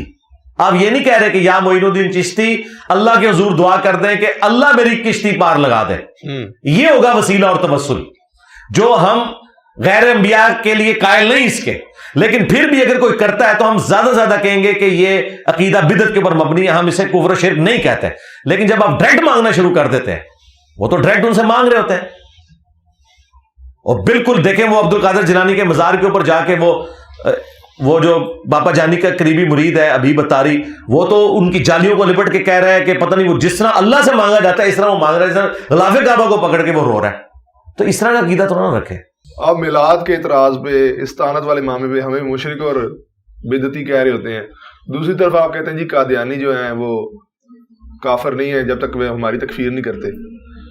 دوسری طرف ایک ویڈیو موجود ہے مرزا طاہر صاحب کی کہ وہ کہہ رہے ہیں کہ ہم مسلمانوں کی تکفیر نہیں کرتے، اور مرزا قادیانی کی کتابوں میں باقاعدہ امہات المومنین اور سیدہ مریم کی گستاخیاں موجود ہیں جو میں نے خود پڑھی ہیں PDF کی شکل میں. میں نے ویڈیو ریکارڈ کرائی ہے. ایسے شخص کو جو مانتے ہیں جو لوگ، ان کو آپ کافر نہیں کہیں گے کہ جو ایسے شخص کو مان رہے ہیں جو باقاعدہ طور سے گستاخیاں کر رہا ہے، اور آپ ہمیں مشرک اور بدعتی کہہ رہے ہیں. نہیں ہم کافر سمجھتے ہیں قادیانیوں کو، اس میں کوئی شک ہی نہیں ہے. بلکہ جو لوگ ختم نبوت کے نام کے اوپر چندے کھا رہے ہیں، یعنی چشتی رسول اللہ پارٹی اور اشرف علی تھانوی رسول اللہ پارٹی، انہوں نے تو آج تک کوئی علمی ویڈیو ان کے رد میں ریکارڈ ہی نہیں کروائی. زیادہ اس کی جو لغویات ہیں وہ شیطانی خزائن سے نکال کے دکھاتے ہیں. میں نے تو علمی رد کیا ہے. جو دلائل وہ قرآن و سنت سے پیش کرتے ہیں اور اپنا لقمہ ان کے منہ میں ڈالتے ہیں، سب سے زیادہ قادیانیوں کے خلاف ویڈیوز میری ہیں. اور مجھے یہ کہہ رہے ہیں جی قادیانیوں کو مسلمان سمجھتا ہے. میں یہ کہتا ہوں کہ قادیانی کافر ہے، لیکن انہیں بھی زندہ رہنے کا حق ہے دنیا میں. آپ پرسیکیوشن نہ کریں، وہ پاکستان کے شہری ہیں، پاکستان کے جھنڈے میں وائٹ پورشن ہے، انہیں بھی رہنے کا حق موجود ہے. البتہ ہم انہیں مسجد بنانے کی اجازت نہیں دیتے، بلکہ کہتے ہیں وہ ان کی عبادت گاہیں ہیں. وہ ظاہر آئین میں ان کو دیا ہوا ہے، سب نے تسلیم کیا ہوا ہے. اور جو لوگ ختم نبوت پہ بات کر رہے ہیں وہ بھی صرف قادیانیوں کے اوپر چڑھتے ہیں. چشتی رسول اللہ اور تھانوی رسول اللہ جہاں سے پرنٹ ہو رہا ہے ان کے بارے میں بات ہی نہیں کرتے، ان بزرگوں کے بارے میں بات ہی نہیں کرتے. ختم نبوت کے کاپی رائٹ صرف میرے پاس ہے. آپ لوگ صرف اینٹی قادیانی ہیں. میں ختم نبوت پہ کام کرتا ہوں. خواہ غلام احمد قادیانی دجال ہو یا کوئی اور بندہ ہو جس نے اپنے ناموں کا کلمہ پڑھایا یا اسے پرنٹ کیا، ہم اسے غلط سمجھتے ہیں. ہم نے کب کہا کہ قادیانی مسلمان ہے؟ ہم یہ کہتے ہیں جو یہ میں نے مثال پیش کی تھی وہ تعلیق بالمحال ہے. قرآن میں بالمحال تو نہ رہی نا مرزا صاحب کی سرکار، میں بتاتا ہوں وہ بھی آپ غلط بیانی کر رہے ہیں، ایسا نہیں. میں ابھی اس کو بھی ریبٹل کرتا ہوں. اچھا، تعلیق بالمحال یہ ہے، قرآن میں ہے قل ان کان للرحمن ولد فانا اول العابدین. اے نبی ان سے فرماؤ اگر بالفرض اللہ کا کوئی بیٹا ہوتا سب سے پہلے میں اسے پوج رہا ہوتا. اب چونکہ اللہ کا بیٹا نہیں ہے تو نبی الاسلام عیسیٰ ابن مریم کو نہیں پوچھیں گے. اب آپ کہہ رہے ہیں کہ تعلیق بالمحال کس طرح؟ جی اس طرح ہے، کل تک یہی بریلوی ہمیں بتایا کرتے تھے، کیونکہ ہم بھی 31 سال تک بریلوی رہے نا. اچھا، ہاں جی، وہ بھی کیا دن تھے، ہم بھی ایک جن تھے. آج ہم دیو ہیں، جنوں کے بھی پیو ہیں، خواہ وہ جن بریلویوں میں ہوں یا بلکہ دیو کے بھی پیو ہیں، دیوبندیوں والا دیو. یعنی یہ روحانی طور پہ میں بات کر رہا ہوں، وہ میں بگوٹن والی بات نہیں کر رہا. کوئی اسے غلط مطلب نہ دے. استاد کو جیسے کہا جاتا ہے روحانی باپ ہوتا ہے. ہمیں نہیں پتا. کل تک یہ کہتے تھے کہ جی شاہ محمد نورانی صاحب نے قادیانیت کے خلاف مقدمہ اسمبلی میں لڑا ہے، وہ دلائل میں باقیوں کو مات دے رہا تھا. مرزا طاہر ایک دم گیم پلٹ دی. شاہ محمد نورانی صاحب نے کہا کہ بھٹو صاحب یہ آپ کو بھی کافر سمجھتا ہے. تو بھٹو نے کہا بھی میں بھی کافر ہوں. سے کہا ہاں بھائی جب ہم نبی مانے ہوئے ہیں ایک بندے کو، اس کا انکاری تو کافر ہے. تو بھٹو نے کہا ٹھیک ہے منڈو انہوں. کل تک یہ بریلویوں کا فخر تھا کہ اتنی چال چلی علمی طور پہ، بڑی پازیٹیو چال. تو یہی چال میں نے بھی چلی ہے نا کہ یہ ہمیں کافر مانتے ہیں، مسلمان نہیں مانتے، اور الٹا مظلوم مانتے ہیں کہ ہم انہیں کافر کہتے ہیں. بھئی تم ہمیں کافر کہتے ہو، ہم تو شروع سے تھے. تم نے آ کے ایک جھوٹی نبوت کلیم کی اور جو اسے نہیں مان رہا اسے کافر کہہ رہے ہو. اور جب ہم تمہیں کافر کہتے ہیں تم کہتے ہو جی آپ ہمیں کافر کہہ رہے ہو. بھئی آپ نے ابتدا کی ہے. تو اس میں نے تعلیق بالمحال کی تھی کہ اگر آپ ہمیں کافر کہنا چھوڑ دو اور مسلمان مان لو. نہیں مانتے یہ. اگر یہ ہمیں مسلمان مانے نا یہ خود کافر ہو جائیں گے. کیوں؟ اس لیے کہ غلام قادیانی ان کے نزدیک نبی ہے اور نبی کو میں دجال مان رہا ہوں ان کے نبی کو. تو جب میں اسے دجال مان رہا ہوں تو وہ کیسے مجھے مسلمان مان سکتے ہیں؟ مجھے بتائیں. کرسچنز کو ہم مسلمان مان سکتے ہیں؟ وہ کہتے ہیں نبی الاسلام پہ ہم کاپی رائٹس کا مقدمہ کرتے ہیں، انہوں نے تورات اور انجیل سے چوری کر کے قرآن لکھا ہے. ٹھیک ہے، ہم انہیں مسلمان نہیں ماننے کے لیے تیار، اس لیے کہ نبی الاسلام کی نبوت کو نہیں مان رہے. اسی طریقے سے قادیانی جس کو جھوٹا نبی کلیم کیے ہوئے ان کی نبوت کا جو کہ انکار کرے گا نا وہ اسے مسلمان مان ہی نہیں سکتے. یہ بالکل غلط بات ہے کہ کہیں انہوں نے کہا، انہوں نے کبھی نہیں کہا. میرے پاس آج سے تقریباً 13-14 سال پہلے کچھ قادیانی آئے تھے قرآنی اکیڈمی میں. انہوں نے بھی یہ بات کی. میں نے کہا اپنے کسی مربی سے لکھوا کے لے آؤ کہ جو شخص غلام احمد قادیانی کو دجال مانے اس کے باوجود وہ مسلمان ہے. آج سرکار 14 سال ہو گئے جو مڑ کے نہیں آئے. ٹائم قیامت تک ہے. تسی گل کیتی ہے نہیں کتنے لکھی ہے انہوں نے کڈو اور اس نو انڈورس کراؤ. وہ کبھی بھی ماننے کے لیے تیار نہیں ہوتے. بھائی جھگڑے یہی ہے کیونکہ وہ اسے نبی مانتے ہیں، ہم اسے دجال مانتے ہیں. 30 جھوٹے دجالوں میں سے جو بخاری مسلم میں آیا قیامت اس وقت تک قائم نہیں ہوگی جب تک 30 جھوٹے دجال نہ پیدا ہو جائیں جن میں سے ہر ایک دعوی نبوت کرے گا. اور ابو داؤد ترمذی میں آگے الفاظ ہیں انا خاتم النبیین لا نبی بعدی. تو نبی علیہ السلام نے اس ختم نبوت کے عقیدے کو بالکل کرسٹل کلیئر کر کے بیان کیا, اس میں شیطان داخل ہو ہی نہیں سکتا. ختم نبوت کا جو معنی یا جس طریقے سے تفسیر قادیانیوں نے کی ہے یہ امت میں کبھی بھی نہیں رہی ہے, نہ یہ فٹ ان بیٹھتی ہے. البتہ کچھ مس ہینڈلنگ مسلمانوں کی طرف سے بھی ہوئی ہے خاتم اور خاتم کے لفظ کے اوپر. یہ بات درست ہے کہ قرآن میں خاتم کا لفظ ہے اور وہ ہے نبوت کی سٹیمپ, نبوت کی سیل, دونوں چیزیں درست ہیں. اور مسلم شریف میں خاتم کا لفظ بھی آیا ہے, سلسلہ نبوت کو ختم فرمانے والے. قادیانیوں کے لیے جواب ہے, یہ کہتے تھے خاتم کا لفظ دکھاؤ, مسلم میں موجود ہے. اب آ جائیں یہ جو خاتم ہے تو بھئی سیل آف دا پروفٹ یا سٹیمپ آف دا پروفٹ کا یہ معنی لینا کہ نبی علیہ السلام کے بعد جو امتی نبی آئیں گے وہ حضور کی مہر سے آئیں گے, بھئی یہ نہیں ہے. وہ سیل آف دا پروفٹ کا مطلب یہ ہے کہ ڈاکومنٹ کے اینڈ پہ سیل لگتی ہے, یا سٹیمپ بھی جو ہے نا وہ جج سٹیمپ لگا کے قلم توڑ دیتا ہے, اس کے بعد آپ اس ڈاکومنٹ میں کوئی چیز ایڈ نہیں کر سکتے. اور اس سے بڑھ کر ایک پریسیڈنٹ سیٹ ہے. سیدنا ابو بکر صدیق رضی اللہ تعالیٰ عنہ کے دور خلافت کے اندر 2 جھوٹے پیغمبر ظاہر ہوئے, بلکہ ایک عورت بھی, وہ تو رجوع کر گئی تھی, بلکہ یہ ایک ان میں سے جھوٹا پیغمبر بھی رجوع کر گیا تھا. مسلمہ کذاب کے خلاف قتال ہوا, اس نے رجوع نہیں کیا تھا, تو حضرت ابو بکر نے اسے امتی نبی کے طور پر ٹریٹ نہیں کیا. حضرت ابو بکر رضی اللہ تعالیٰ عنہ علیہ السلام ختم نبوت کا وہی معنی لیتے تھے جو ہم لیتے ہیں. ان سے پوچھے کہ تم نے یہ معنی کہاں سے نکال لیا, جب نبی علیہ السلام واضح فرما رہے ہیں کہ میری اور باقی انبیاء کی مثال ایک خوبصورت عمارت کی سی ہے جس میں ایک اینٹ کی جگہ خالی ہے. جو لوگ بھی گزرتے ہیں اس عمارت کی تعریف کرتے ہیں, کہتے ہیں یہ ایک اینٹ لگ جائے نا پرفیکٹ ہو جائے, اور وہ ایک اینٹ میں ہوں. یہ حدیث بخاری مسلم دونوں میں ہے. اور اس سے بھی بڑھ کر جو میں نے ایک حدیث ریویل کی ہے, پہلے سے موجود تھی لیکن کسی کا دھیان نہیں گیا اس طرف, کہ بخاری مسلم دونوں میں حدیث ہے علی کی میرے ساتھ وہی نسبت ہے جو ہارون کی موسیٰ کے ساتھ, مگر میرے بعد کوئی نبی نہیں. بھائی اگر مولا علی علیہ السلام امتی نبی نہیں بن سکے تو غلام احمد قادیانی دجال تھے, شاہی کوئی نہیں. غلام احمد قادیانی دجال بھی کبھی یہ جرت نہیں کرے گا کہ میری دین اسلام کے لیے کنٹریبیوشن مولا علی سے بھی زیادہ ہے, کرے گا. تو کہاں سے امتی نبی بن گیا جب مولا علی امتی نبی نہیں ہے, اور جب حضور ان کو ہارون کی طرح اپنے ساتھ رکھ رہے ہیں جس طرح موسیٰ اور ہارون تھے. موسیٰ اور ہارون دونوں پیغمبر تھے, حضور کہہ رہے ہیں وہی نسبت ہے مگر میرے بعد کوئی نبی نہیں ہے. انہوں نے آدھی حدیث بخاری سے لی کہ جی نبی علیہ السلام کے بیٹے ابراہیم کے بارے میں عبداللہ ابن ابی اوفا کہتے ہیں کہ اگر ابراہیم جوان ہوتا تو یہ نبی ہوتا, وہ کہتے ہیں نبوت جاری ہے. اور بھائی پوری حدیث پڑھو, اس میں آگے الفاظ ہیں کہ چونکہ نبی علیہ السلام خاتم النبیین ہے اس لیے اللہ تعالیٰ نے حضور کا کوئی اپنا بیٹا جوان نہیں ہونے دیا, ورنہ یہ اللہ تعالیٰ کا تقاضا تھا نا کہ ابراہیم کا بیٹا پیغمبر ہے تو محمد کا بیٹا بھی پیغمبر ہوتا. چونکہ آپ خاتم النبیین ہے اس لیے نبی اسلام کا بیٹا شیر خارگی کی عمر میں فوت ہو گیا, ابراہیم بن محمد جو ماریہ قبطیہ سے پیدا ہوئے تھے. بقیہ غرقد میں ان کی قبر ہے, میں حاضر بھی ہوں کئی دفعہ ان کی قبر کے اوپر. ان کو امام بخاری نے ابراہیم علیہ السلام لکھا ہے صحیح بخاری میں, ظاہر نبی علیہ السلام کے بیٹے ہیں. تو وہ حدیث تو ختم نبوت کی حفاظت کر رہی تھی. ما کان محمد ابا احد من رجالکم ولکن رسول اللہ و خاتم النبیین, محمد تم مردوں میں سے کسی کے باپ نہیں ہے بلکہ وہ تو اللہ کے رسول اور خاتم النبیین ہے. بھائی اس کا اس سے کیا رشتہ ہے؟ وہ تو ایک بات ہو رہی تھی زید ابن حارثہ کی کہ اسے لوگ زید ابن محمد کہتے تھے, قرآن میں آیا کہ منہ بولا رشتہ کوئی نہیں ہے. اس کا ختم نبوت سے تعلق کیسے بن گیا؟ وہ اس طرح بنا کہ اگر ابراہیم کا بیٹا اسحاق اور اسماعیل پیغمبر تھے تو رسول اللہ کا بیٹا بھی پیغمبر ہونا چاہیے تھا. تو اللہ تعالیٰ نے کہا کہ نبی علیہ السلام تو اپنے کسی بیٹے کو نہیں دیکھیں گے کہ جوانی کی عمر میں پہنچے کہ چہ جائے کہ تم زید ابن حارثہ کو کہہ رہے ہو. کیوں؟ وَلَٰكِن رسول اللہ و خاتم النبیین, چونکہ وہ خاتم النبیین ہے اس لیے ان کا کوئی بیٹا جوانی کی عمر کو نہیں پہنچے گا. یہ فٹ ان بیٹھتا ہے بخاری میں جس طرح عبداللہ ابن ابی اوفا نے اس کی تفسیر بیان کی ہے. تو ختم نبوت پہ میری اتنی ویڈیوز ہیں الحمدللہ, میں آپ کے کیمرے کی وساطت سے بتاؤں یہ سارے لوگ چندے کھا رہے ہیں.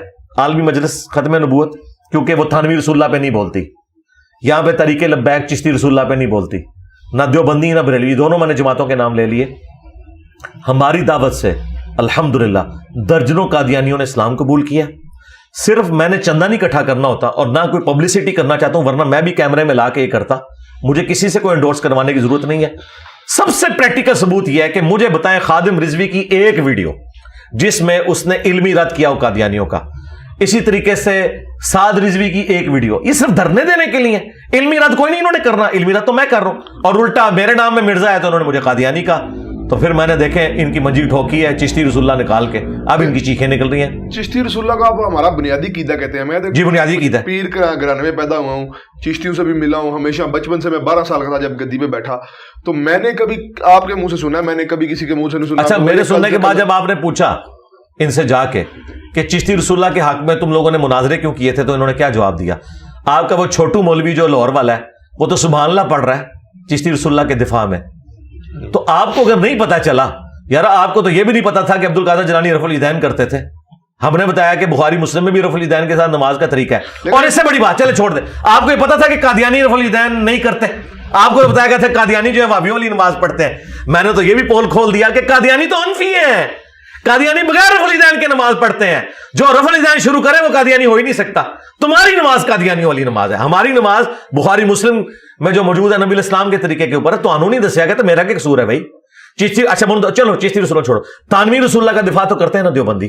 جی تقریباً کرتے ہیں نا، ہلکا پھلکا نہیں، بڑا موٹا تازہ کرتے ہیں. ویڈیو آپ مانتے ہیں ان کی وہ بات ٹھیک؟ اس میں بیداری بھی آیا، اس میں ہے کہ بیداری میں بھی پڑا. ہاں بیداری میں کہا کوئی اگر کروڑوں بریلوی کروڑوں دیوبندیوں کو تھانوی رسول اللہ کے اوپر بات کر رہے ہیں تو مجھے اجازت نہیں کہ میں چشتی رسول اللہ کے اوپر بات کروں. آپ لوگ نکل جانا یا کہیں کہ ہاں انجینئر کے کہنے کے بعد ہم اسے بنیادی عقیدہ، میں اس لیے کہہ رہا ہوں کہ آپ نے دفاع کیا ہے. جب کوئی دفاع کرتا ہے نا وہ اس کا بنیادی عقیدہ. اچھا پھر مجھے بتائیں آپ لوگ پچھلے 100 سال سے تھانوی رسول اللہ پہ کیوں لکیر پیٹ رہے ہیں؟ مفتی احمد خان نعیمی نے بھی لکھا ہے جال حق کے اندر، ہر جگہ کہتے ہیں کہ ان کے ابے نے کلمہ پڑھایا تھا اور یہ ان کا عقیدہ ہے. تو آپ لوگ لکیر کیوں پیٹ رہے ہیں؟ اس لیے پیٹ رہے ہیں کہ آپ کو پتا ہے کہ ختم نبوت پہ ڈاکہ ہے. تو سرکار اب کھرا آپ کے گھر بھی نکل آیا چور کا، تو اب آپ کے عشق رسول کا امتحان ہے کہ آپ کہہ دیں. اور میں آپ کو اگلی بات ہوں، پیر میل شاہ صاحب تو مطلب غیر عالم تو نہیں تھے نا، انہوں نے تحقیق الحق فی کلمت الحق کے اندر چشتی رسول اللہ کا دفاع کیا شتیہات کے نام پہ، کیونکہ غلام احمد قادیانی دجال نے اس کو پیش کیا تھا. تو انہوں نے کہا کہ وہ پڑھوا سکتے ہیں، تم نہیں پڑھوا سکتے، کیونکہ وہ ایک خاص حالت میں ہوتے ہیں بزرگان دین. تو پیر میر علی شاہ صاحب 1937 میں فوت ہوئے ہیں. آج چل رہا ہے 24 سپتمبر 2023.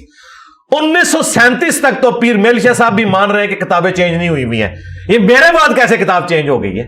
تو پہلے تو ان سے پوچھیں کہ پیر میل شاہ صاحب پھر غلط کرتے رہے دفاع اس کا، انہیں بھی کہنا چاہیے تھا کتاب چینج ہو گئی ہے. یہ کہتے تھے اعلیٰ حضرت نہیں چشتیہ کی کتابوں کو مانتے، تو میں نے سبع سنابل سے چشتی رسول اللہ نکال دیا. اعلیٰ حضرت نے فتاوی رضویہ میں لکھا ہے کہ سبع سنابل رسول اللہ کی بارگاہ میں مقبول ہے. حشر میں عشق کو اگر اعلیٰ حضرت نہ بھی مانے، سبع سنابل کو تو اعلیٰ حضرت نے مان لیا ہے. اعلیٰ حضرت تسی گئے. لیکن آپ خود جناب کہہ رہے ہیں کہ گلدستہ اہل بیت کے سارے لفظوں کو میں نہیں مانتا، ٹھیک ہے، سارے لفظوں کا ایک کتاب کے مطلب، لیکن کفر تو انہوں نے لکھا ہو. اچھا ہاں جہاں پہ ایک کفر یا کلمہ ہے تو سب زیرو سے ملٹیپلائی ہو گیا. اچھا غلام احمد قادیانی دجال نے کو ساری باتیں تو غلط نہیں نہ کی ہوئی، لیکن اس نے اتنا بڑا بلنڈر کر دیا کہ زیرو سے ملٹیپلائی ہو گیا. یہ بات ہے. اور مجھے تو افسوس ہوتا ہے بریلویوں کو بھی ہمیں یہ باتیں بتانی پڑنی. تسی تو کہندے سو جی ایک رائی کے دانے کے برابر بھی گستاخی ہو جائے تو سارا غوث کتب ابدال بھی بندہ فارغ ہو جائے گا. اپنے ایڈے وڈے وڈے تھوک دے صاحب نال بھی یہ چیزاں نکل دیا نے. کدے کشر مجوب وچ لکھ رہا ہے صاحب اور سکر علی عبارت، ٹھیک ہے جی، کتنے بازید کا دعویٰ نکل رہا ہے لوائی اعظم من لوائی محمد، میرا محمد کے جھنڈے سے بڑا جھنڈا ہوا قیامت. حالت حسر میں تھے، ظاہر بات ہے وہ حالت. میں کہنا جی اس حالت تو پہلے بندہ کتے دی موت مر جائے نا وہ ٹھیک ہے، ایک کفر دی موت ہے نا بندہ مرے، کتے دی موت مر جائے. لیکن حالت حسر پہ تو نہیں آتا نا، دیوانے کی حالت اس پہ نہیں. دیوانے کی حالت ہے انہوں پاگل کہو نا. چلے ہاتھ تو نہیں جاری ہوتی، مجذوب ہوتا ہے. نہیں وہ ٹھیک ہے، یہ آپ کہیں بالکل ہم آپ کے ساتھ ہیں. آپ کے پاگل تھے، لیکن آپ پھر آپ کتے والی موت تو نہیں. حالت تو ایسی آ سکتی ہے. میں کہتا ہوں اللہ کے آپ مجھے بتائیں اللہ کی محبت میں کوئی شخص اس لیول پہ اترے گا کہ وہ نبی اسلام سے ٹکر لے لے گا تو اسے کتے کی موت ہی مر جانا چاہیے. لیکن کسی نے آج تک دلیل تو نہیں رکھی ہے وہ صوفیاء کی. بالکل ٹھیک ہے. مجھے بتائیں کیا آپ کی خواہش یہ ہے کہ آپ اس طرح کے بکواسیات کرتے ہوئے اللہ کی محبت میں مر جائیں؟ بھائی نبی اسلام کی شان میں گستاخی کی تعویل نہیں ہوتی. یہ آپ نے ہمیں سکھایا تھا، با خدا دیوانہ باش با محمد ہوشیار. میں تو کہتا ہوں کتے کی موت اچھی ہے اس شخص کی موت سے کہ جو اپنے نام کا کلمہ پڑھا کے مرے، جو کہ میرا جھنڈا محمد کے جھنڈے سے بڑا ہے. بڑے وہ پاگل مرے. میں تو اس طرح نہیں مرنا چاہتا یار، منو تو مرنے کا حق دیو نا. میں تو چاہتا میں لا الہ الا اللہ محمد رسول اللہ پڑھتے ہوئے دنیا سے جاؤں. میری خواہش نہیں ہے کہ میں اس طرح کرتے ہوئے جاؤں کہ میں کہوں کہ میرا جھنڈا محمد کے جھنڈے سے بڑا ہوگا اور کل کو میرے ماننے والے کہیں کہ نہیں ہے وہ خاص حالت میں تھے اور یہ تھا وہ تھا. اللہ نہ کرے کسی کی ایسی موت ہو، اللہ معافی دے، ایڈی پیڑی موت کسی دن نہ ہوئے جی. تو ہمیں مبارک تو بزرگوں نے مبارک. حاجت تو نہیں جاری ہوتی ایسے جی، کفر ایمان کا فیصلہ تو نہیں آپ کر سکتے. نہیں پاگل ہے نا، تو پاگل ہے تو اس سے تو دین اٹھا ہوا، پھر وہ آپ کا رہنما نہیں ہے. पागल रहनुमा नहीं होता, सालिक होगा रहनुमा, मरजूब आपका रहनुमा नहीं होगा। आप उसे पागल डिक्लेयर करेंगे, और खुद मुफ्ती अनीफ कुरैशी ने कहा कि ये है कुफरी अकीदा, उस पे हम हद नहीं। तो मैंने भी कभी इनको काफिर नहीं कहा, मैंने कभी ये नहीं कहा ये काफिर है, लेकिन ये मेरी ख्वाहिश तो है। आपसे भी मैं पूछता हूं, क्या आपकी ख्वाहिश है कि आपके मुरीद ख्वाब में आपके नाम का कलमा पढ़े? नहीं, बिल्कुल नहीं। बस मेरी भी ख्वाहिश नहीं है कि अल्लाह माफी दे मैं या मेरा कोई स्टूडेंट ये देखे कि मैं ये कह रहा हूं, हाँ वो हालत शुक्र में कह रहा हूं कि मेरा झंडा मोहम्मद के झंडे से बड़ा होगा, इससे पहले तो इमानो आफिद के साथ मदीना शरीफ में मर जाऊं। अपने लिए तो मैं ये कहूंगा, ठीक है, इनके लिए मैं कहूंगा कि तुम लोग कुत्ते की मौत मर जाओ, इससे बेहतर है कि ये बकवास तो ना करो। वहां तो बचने के चांस है, इधर बचने के चांस ही नहीं है। ठीक हो गया सर। नाज़रीन, ये थी आज की स्पेशल पॉडकास्ट रबीउल अव्वल के हवाले से, और मुख्तलिफ अकायद पे हमने बात की। उम्मीद है आपको ये वीडियो पसंद आई होगी। आपसे इजाज़त चाहते हैं। अल्लाह हाफिज़। जज़ाकल्लाह।